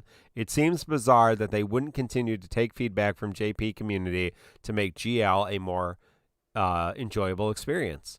I assume because they don't have people to do it or motivation to do it. I mean, why do people not do things? Because they don't have time or motivation or money, I guess. Mino, what do you think? This could potentially be a big discussion if you want to continue it, Inc. on post show. But for the quick version, yeah.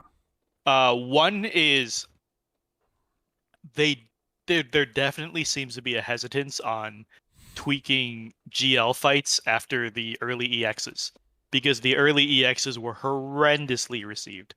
Yeah. The Lena EX in that whole month, Rydia, Sid, etc.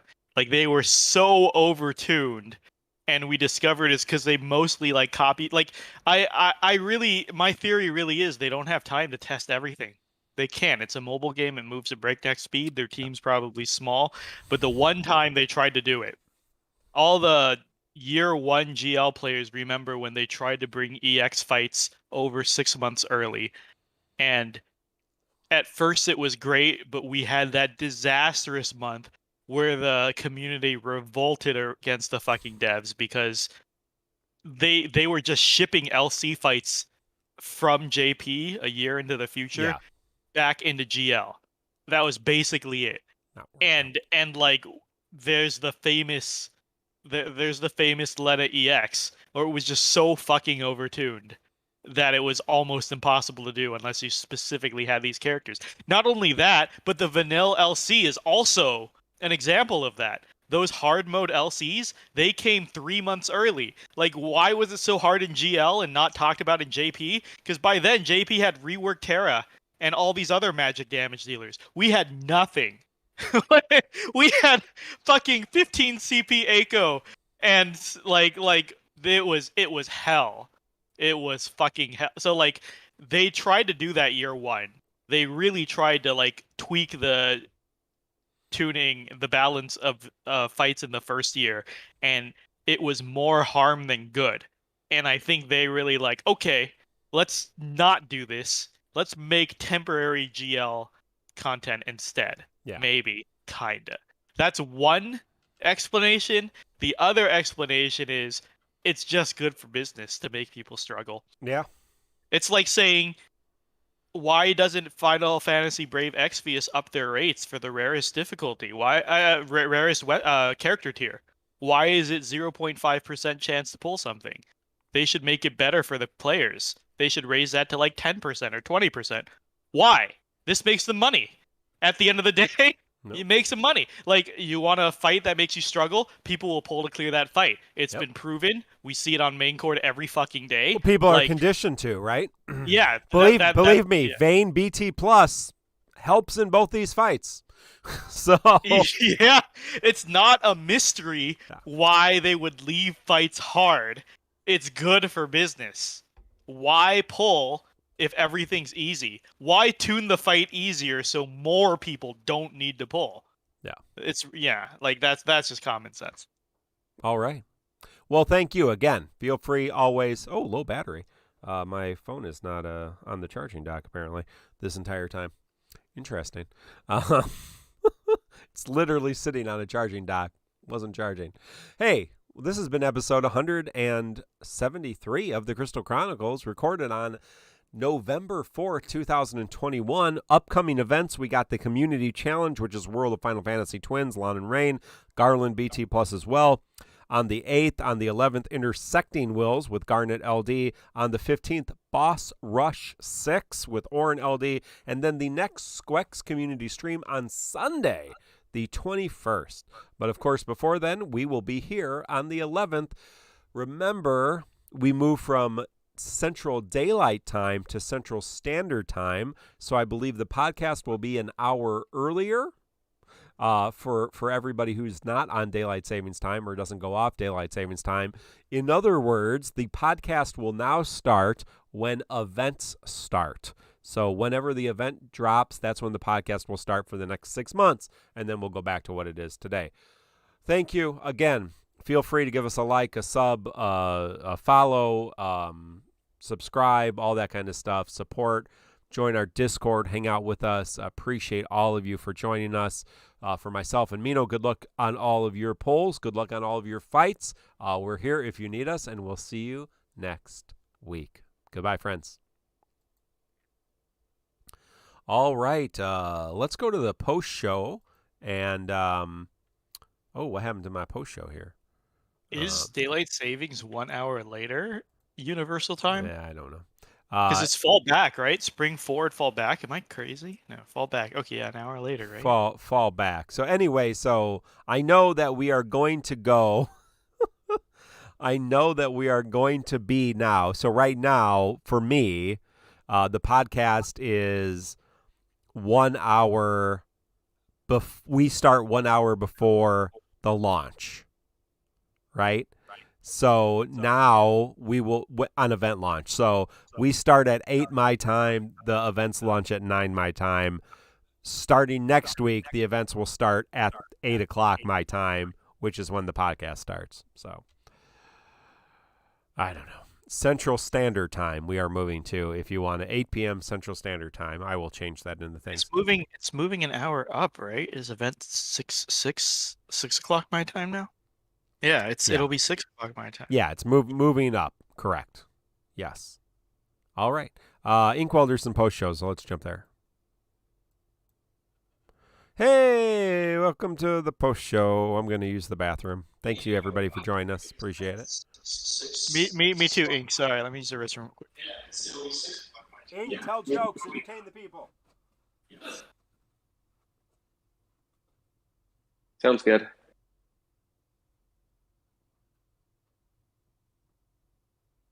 Everyone runs when I join. I see how it is.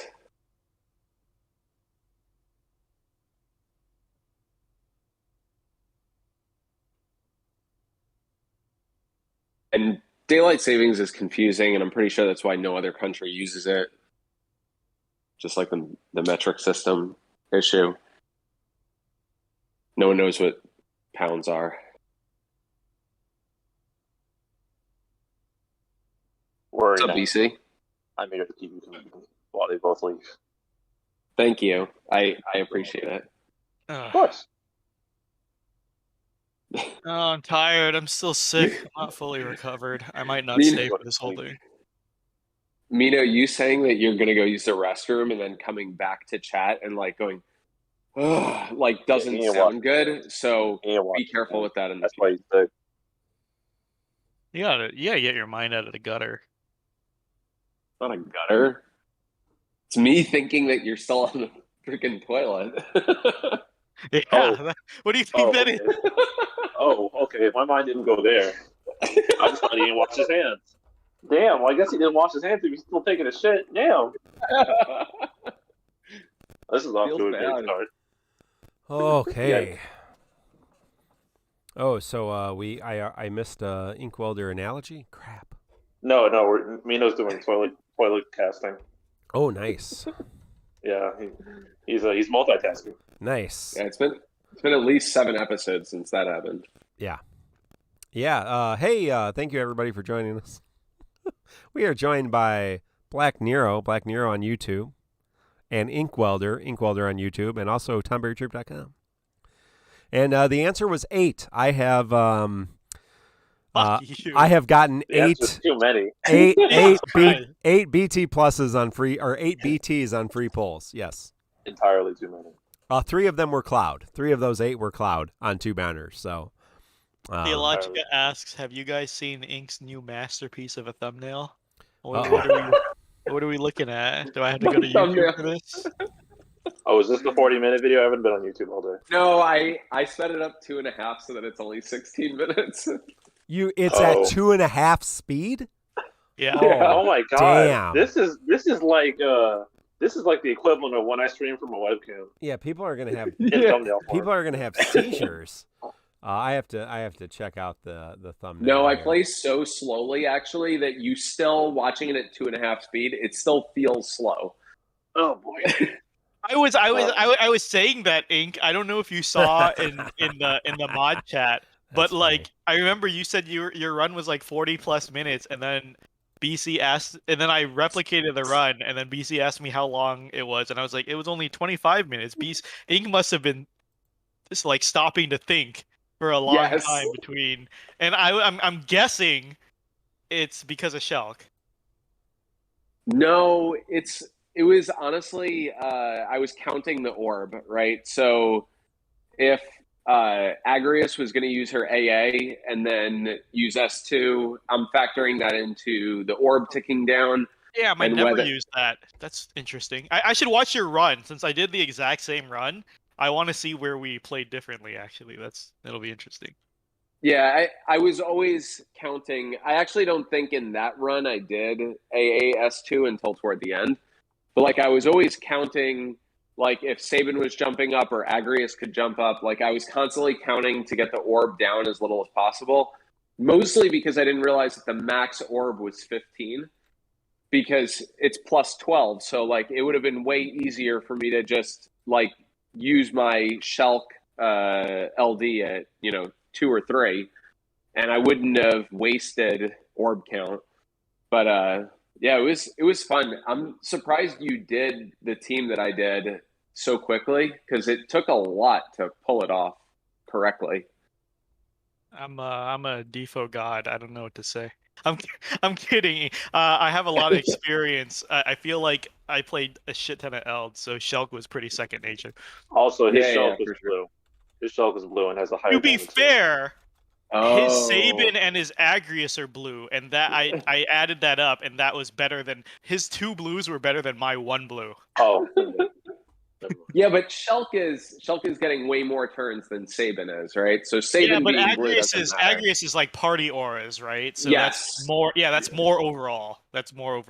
Shelk is selfish, and it did not feel good in that team because she happened her HP damage in that team. Yeah. Shelk's hella fun though. I was surprised you said that you don't think someone that likes that doesn't like Eld would also not like Shelk. I really think you're not getting the most out of Shelk if you're not letting the enemy take turns. I truly believe that. Oh, I agree. That's why that's why in some of my runs I was using AA on Agrius into S2 was to paralyze the ads so that I could give them turns so that I could milk free damage off of Shelk's overhead. Oh, see, you know what I was doing? I was just cycling through Fated Moly. So like Yeah. Fated the main boss never got a turn, but of course I would use Agrius LD to tick the orb back up. So she'd have all these extra copies of Fated Moly. So I just hit it whenever the ads came up so they would get the paralyzed so Shell could get extra turns, yeah. Yeah, for sure. Yeah, it's good. It's good stuff. Shelk's hella fun to play. She's way more fun to play than I thought she was going to be. And that's why I'm tempted.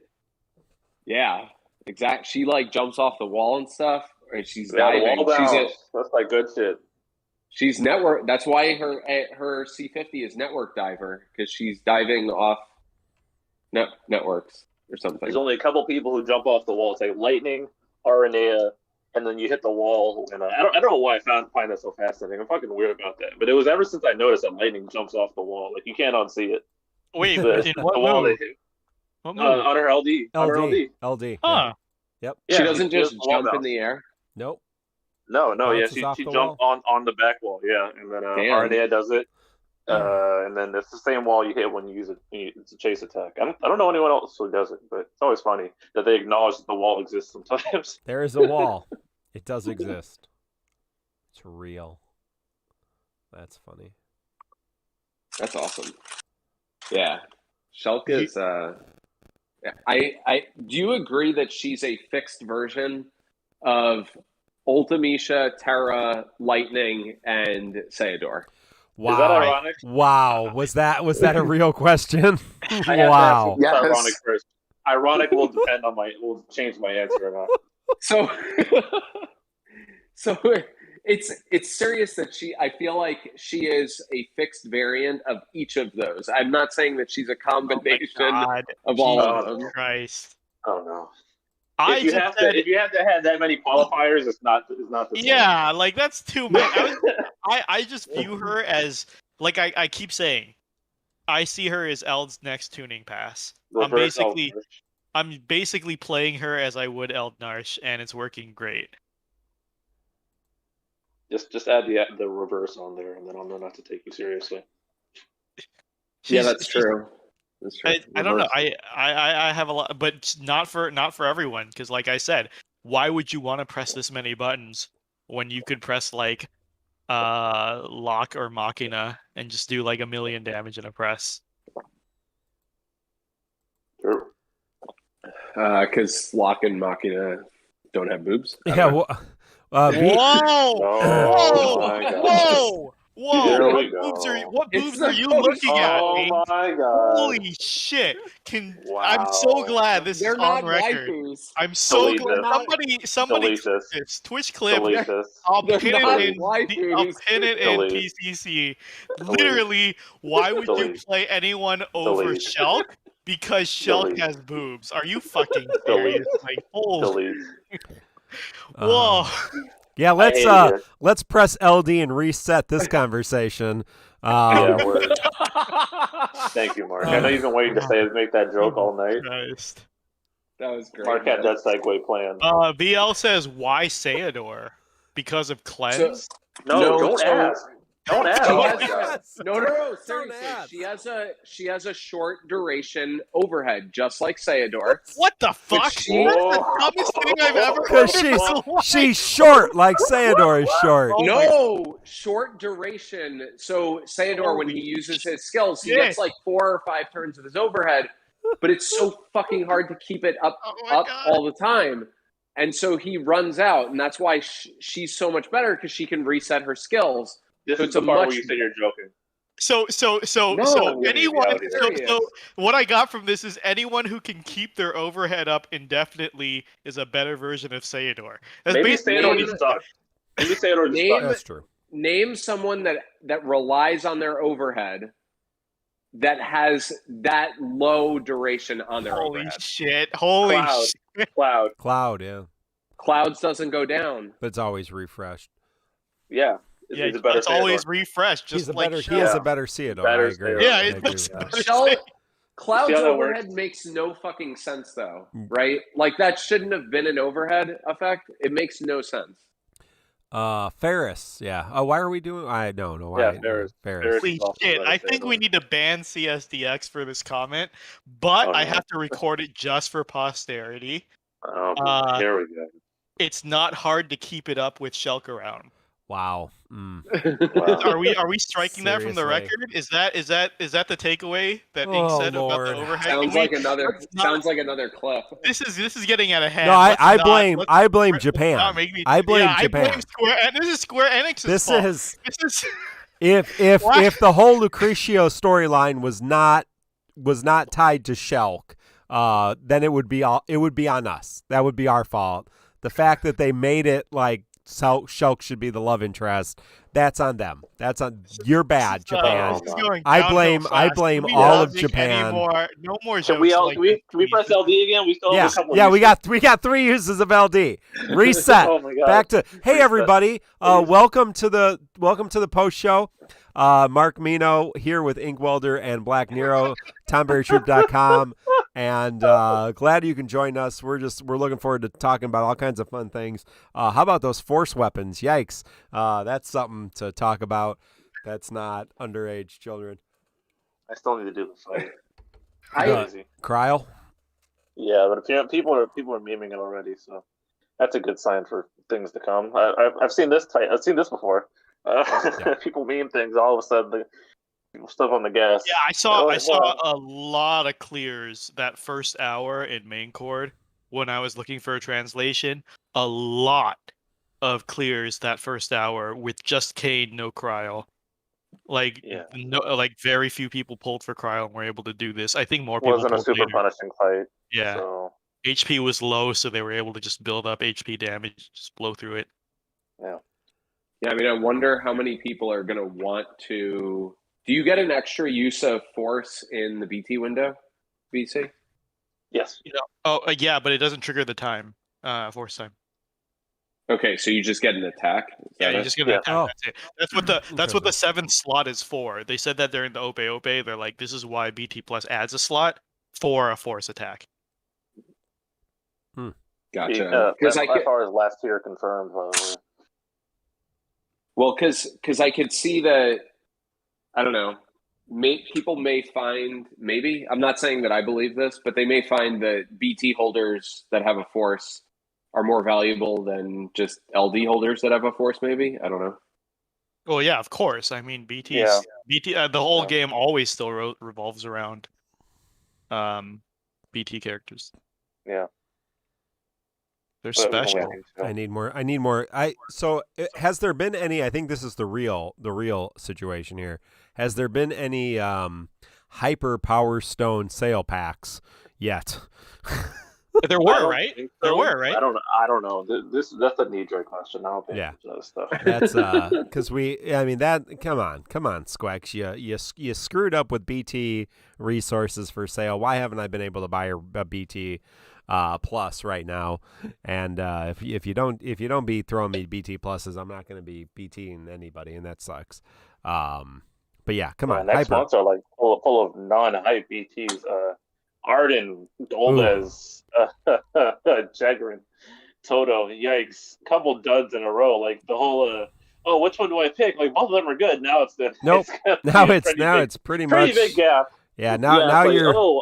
Jacked or Arden, like that's no question. Checked and Machina, and that's it, right? Does Lightning get her BT plus? Alongside Jegrin. Yeah, with Jegrin and Kuja's in that area. So. Sorry. It is a voiced game. I always correct myself on this. According to the only person we know that has played Lail's game, so Meggy, it's pronounced Jagron. Yes. Okay, I'm gonna fucking skip this character. I don't care. Jagren. Yeah. So I will at least. I'm just putting it out there, and I will at least make a. I'll make an effort to say it. I'll make an effort to say it myself. Jagron. Amidatillion, Lael. Cait. I think Necklord is contractually obligated to pull him because he's voiced by Cyan's voice actor. Yeah, that game is almost as bad with names as FF14. Like these are just names that are difficult on purpose. Well, and yeah, so Jagron, Lael, Cait, Amidatillion, and Bell. They just ran out of ideas at that point, and they're like, let's name the girl Bell. Lael, Cait, and Bell are fine. It's just the Lael is weird fine. Cait is fine. I guess. Yeah, Cait is fine. Because it's Irish. It's one syllable. Is it Irish? Is it Irish? It's Celtic. That's a real name. I did not know that. I thought that was bullshit. I thought it's real. Maybe I might be thinking of a different name that's Celtic. Kieran? Yes, Kieran right. is. Yeah, Yes, Kieran is Celtic. Kieran is an actual name, yes. Cait is Scottish. VL says yes. Yeah, there are high power stone bundles. How much do they cost, and what do you get? Yeah, how much do they? I would have thought Nidre covered this yesterday. He only covered 4-stone bundles. Come on. I'm just imagining Nidre's like some bookkeeper. Yeah, I know. Bookkeeper, right? like in a cave. He's our accountant. He's the accountant. The accountant. He cooks the books. Holy shit. I know. I remember as soon as the Obe dropped, his very first response is, I gotta get on my site and program Power Stones as a trackable resource.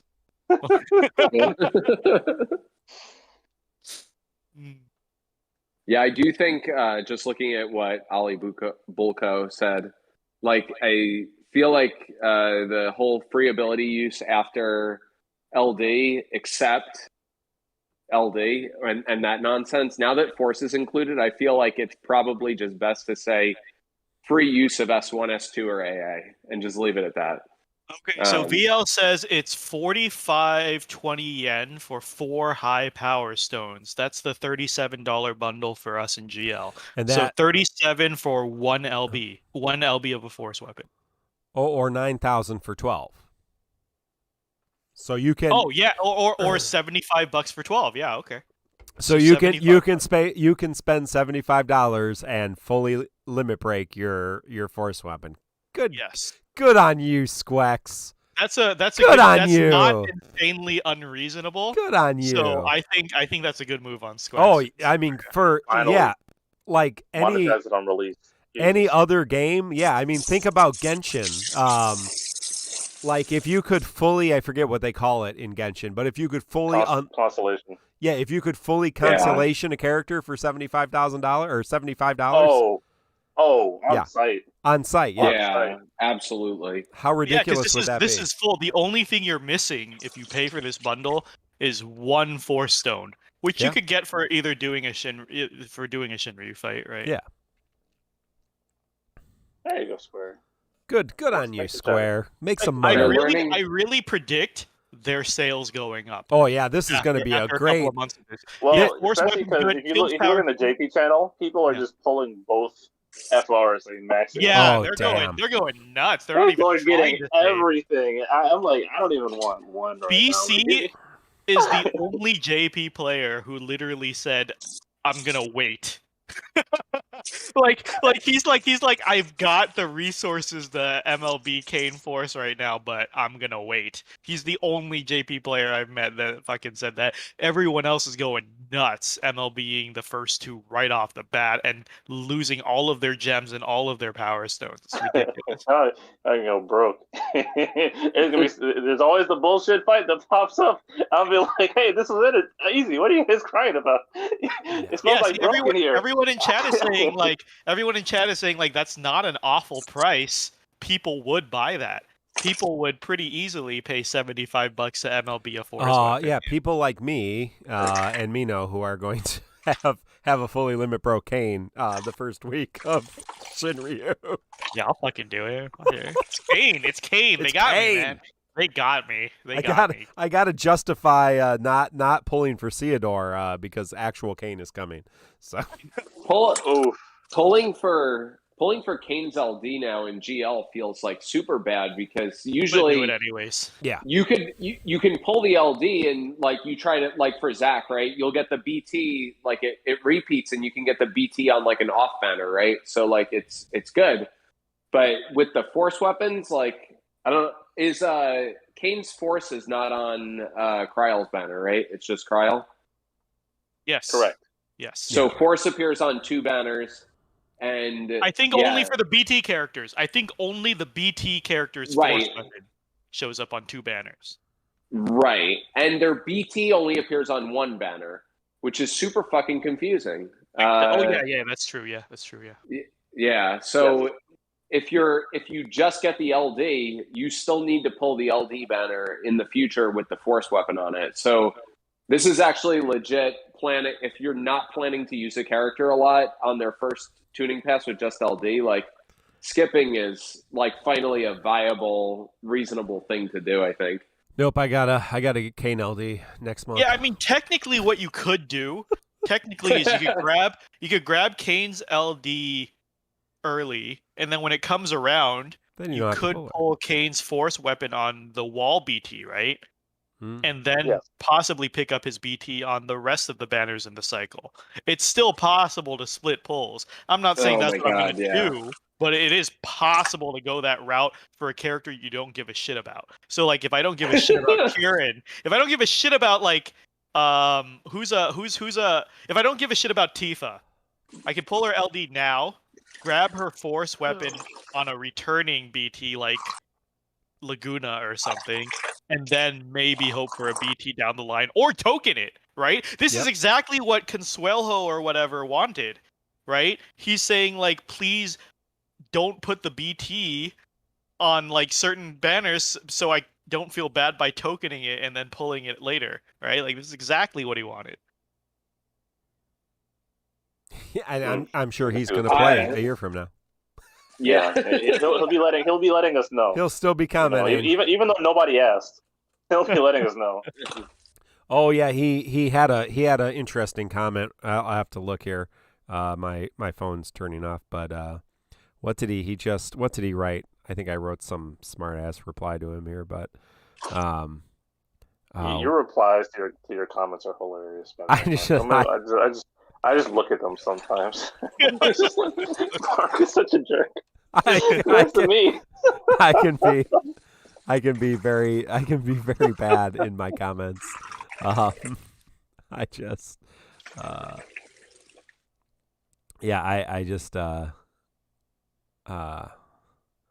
come on. I have to be nice professionally. I don't have to be nice to you fake people who don't matter. Virtually. Why can't I see? I want to see how. But yeah, honestly, I think if I was anyone else, I would skip KNLD and pull for his force weapon. But since he's my favorite character, I'm pulling his LD. Run it with Shelk. Fuck it.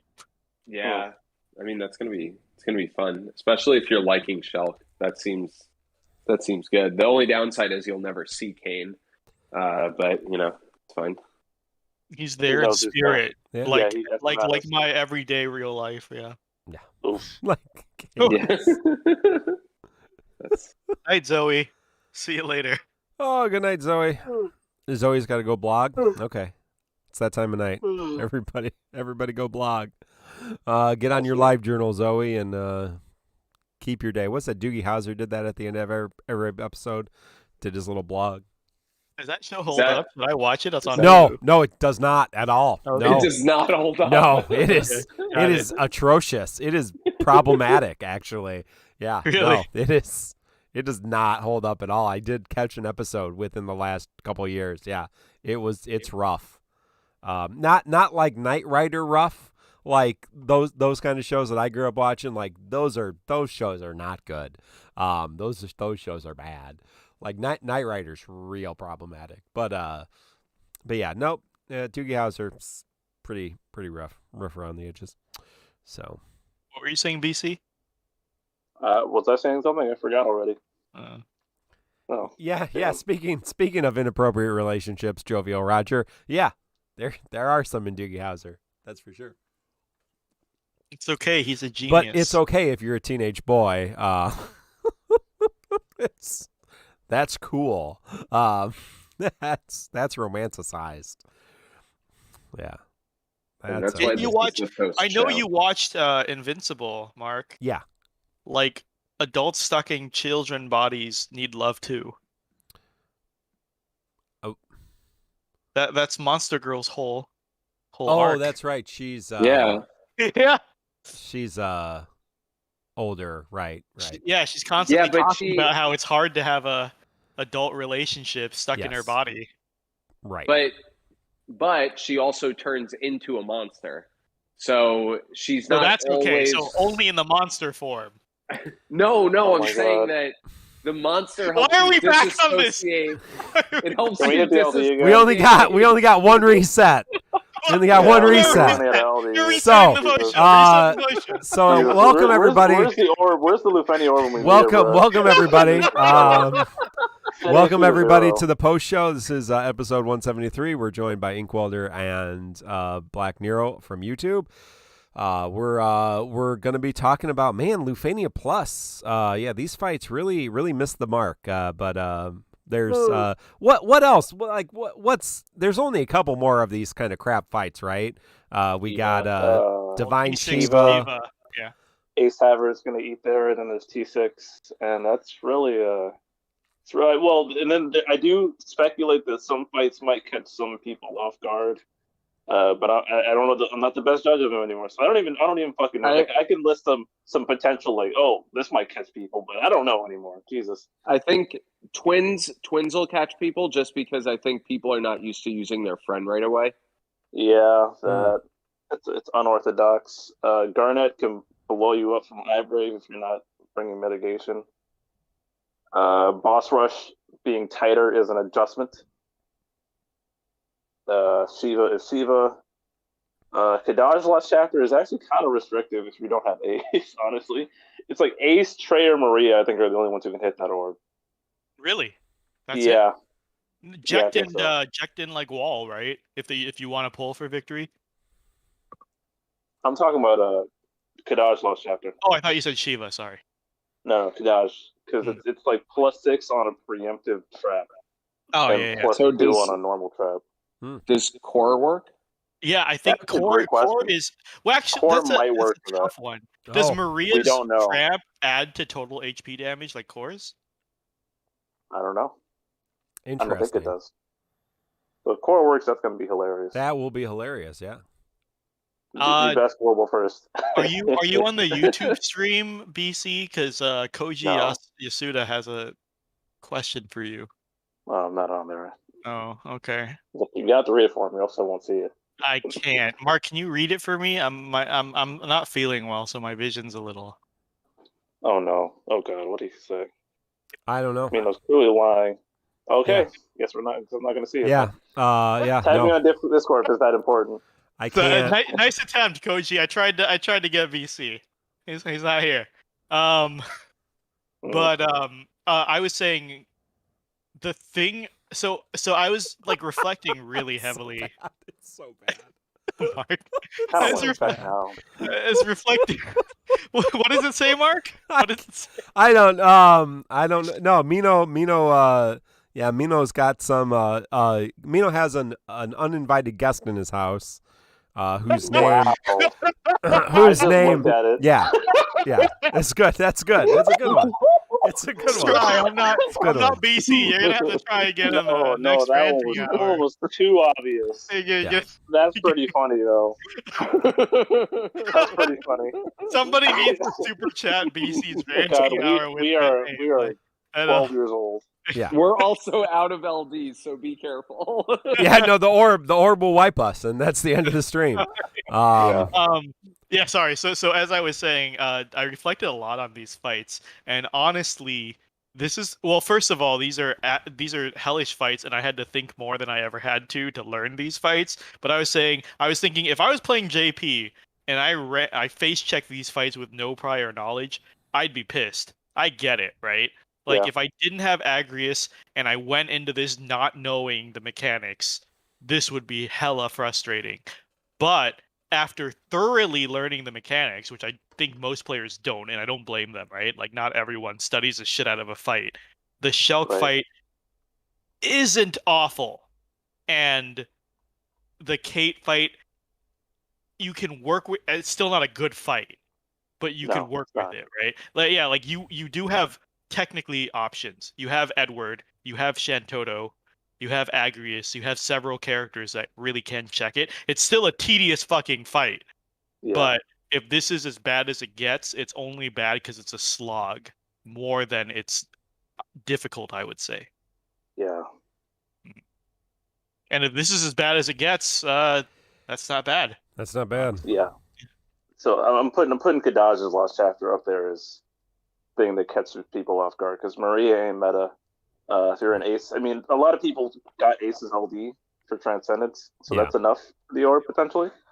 So if you just send them to Shadow Realm like I did, then the fight's not that big of a problem. But otherwise, I could see that tripping people up, just because there's so few people that hit it. Unless Core does, in which case, Core is unnecessary is gonna continue to age poorly. Core, I was also gonna say Core feels balanced for right now. Yeah. Like, I'm running, I for the first time, I busted Core out for these Shelk fights, and I was like, he seems. Wait, has Core come in Japan yet? No. Oh, so he's gonna have a force weapon. Yeah. Interesting. Yeah. And unless they start doing the whole release a force character with an existing character with force alongside a new character again, like they did with Gabrant on release. I think the Gabrant was the last time they did that. I don't think they're going to do that anymore. That was awful. Yeah, don't do that. I figured he would be, because that's the trend with GL first, right? Like, Beatrix released in GL with an EX, and then JP with an EX plus. Aranea EX plus in GL, LD and JP, and then now Core with LD. Well, Vincent didn't come with his LD before the BT, right? Yeah, but he's not a GL first. Right. Oh, no, right. He's not a GL first. He's a time traveler, I guess. Yeah. Oh, and at least they come with something new. Right. But he did come with something. Got LD boards. Yeah. Vincent got LD boards and BT. Yeah.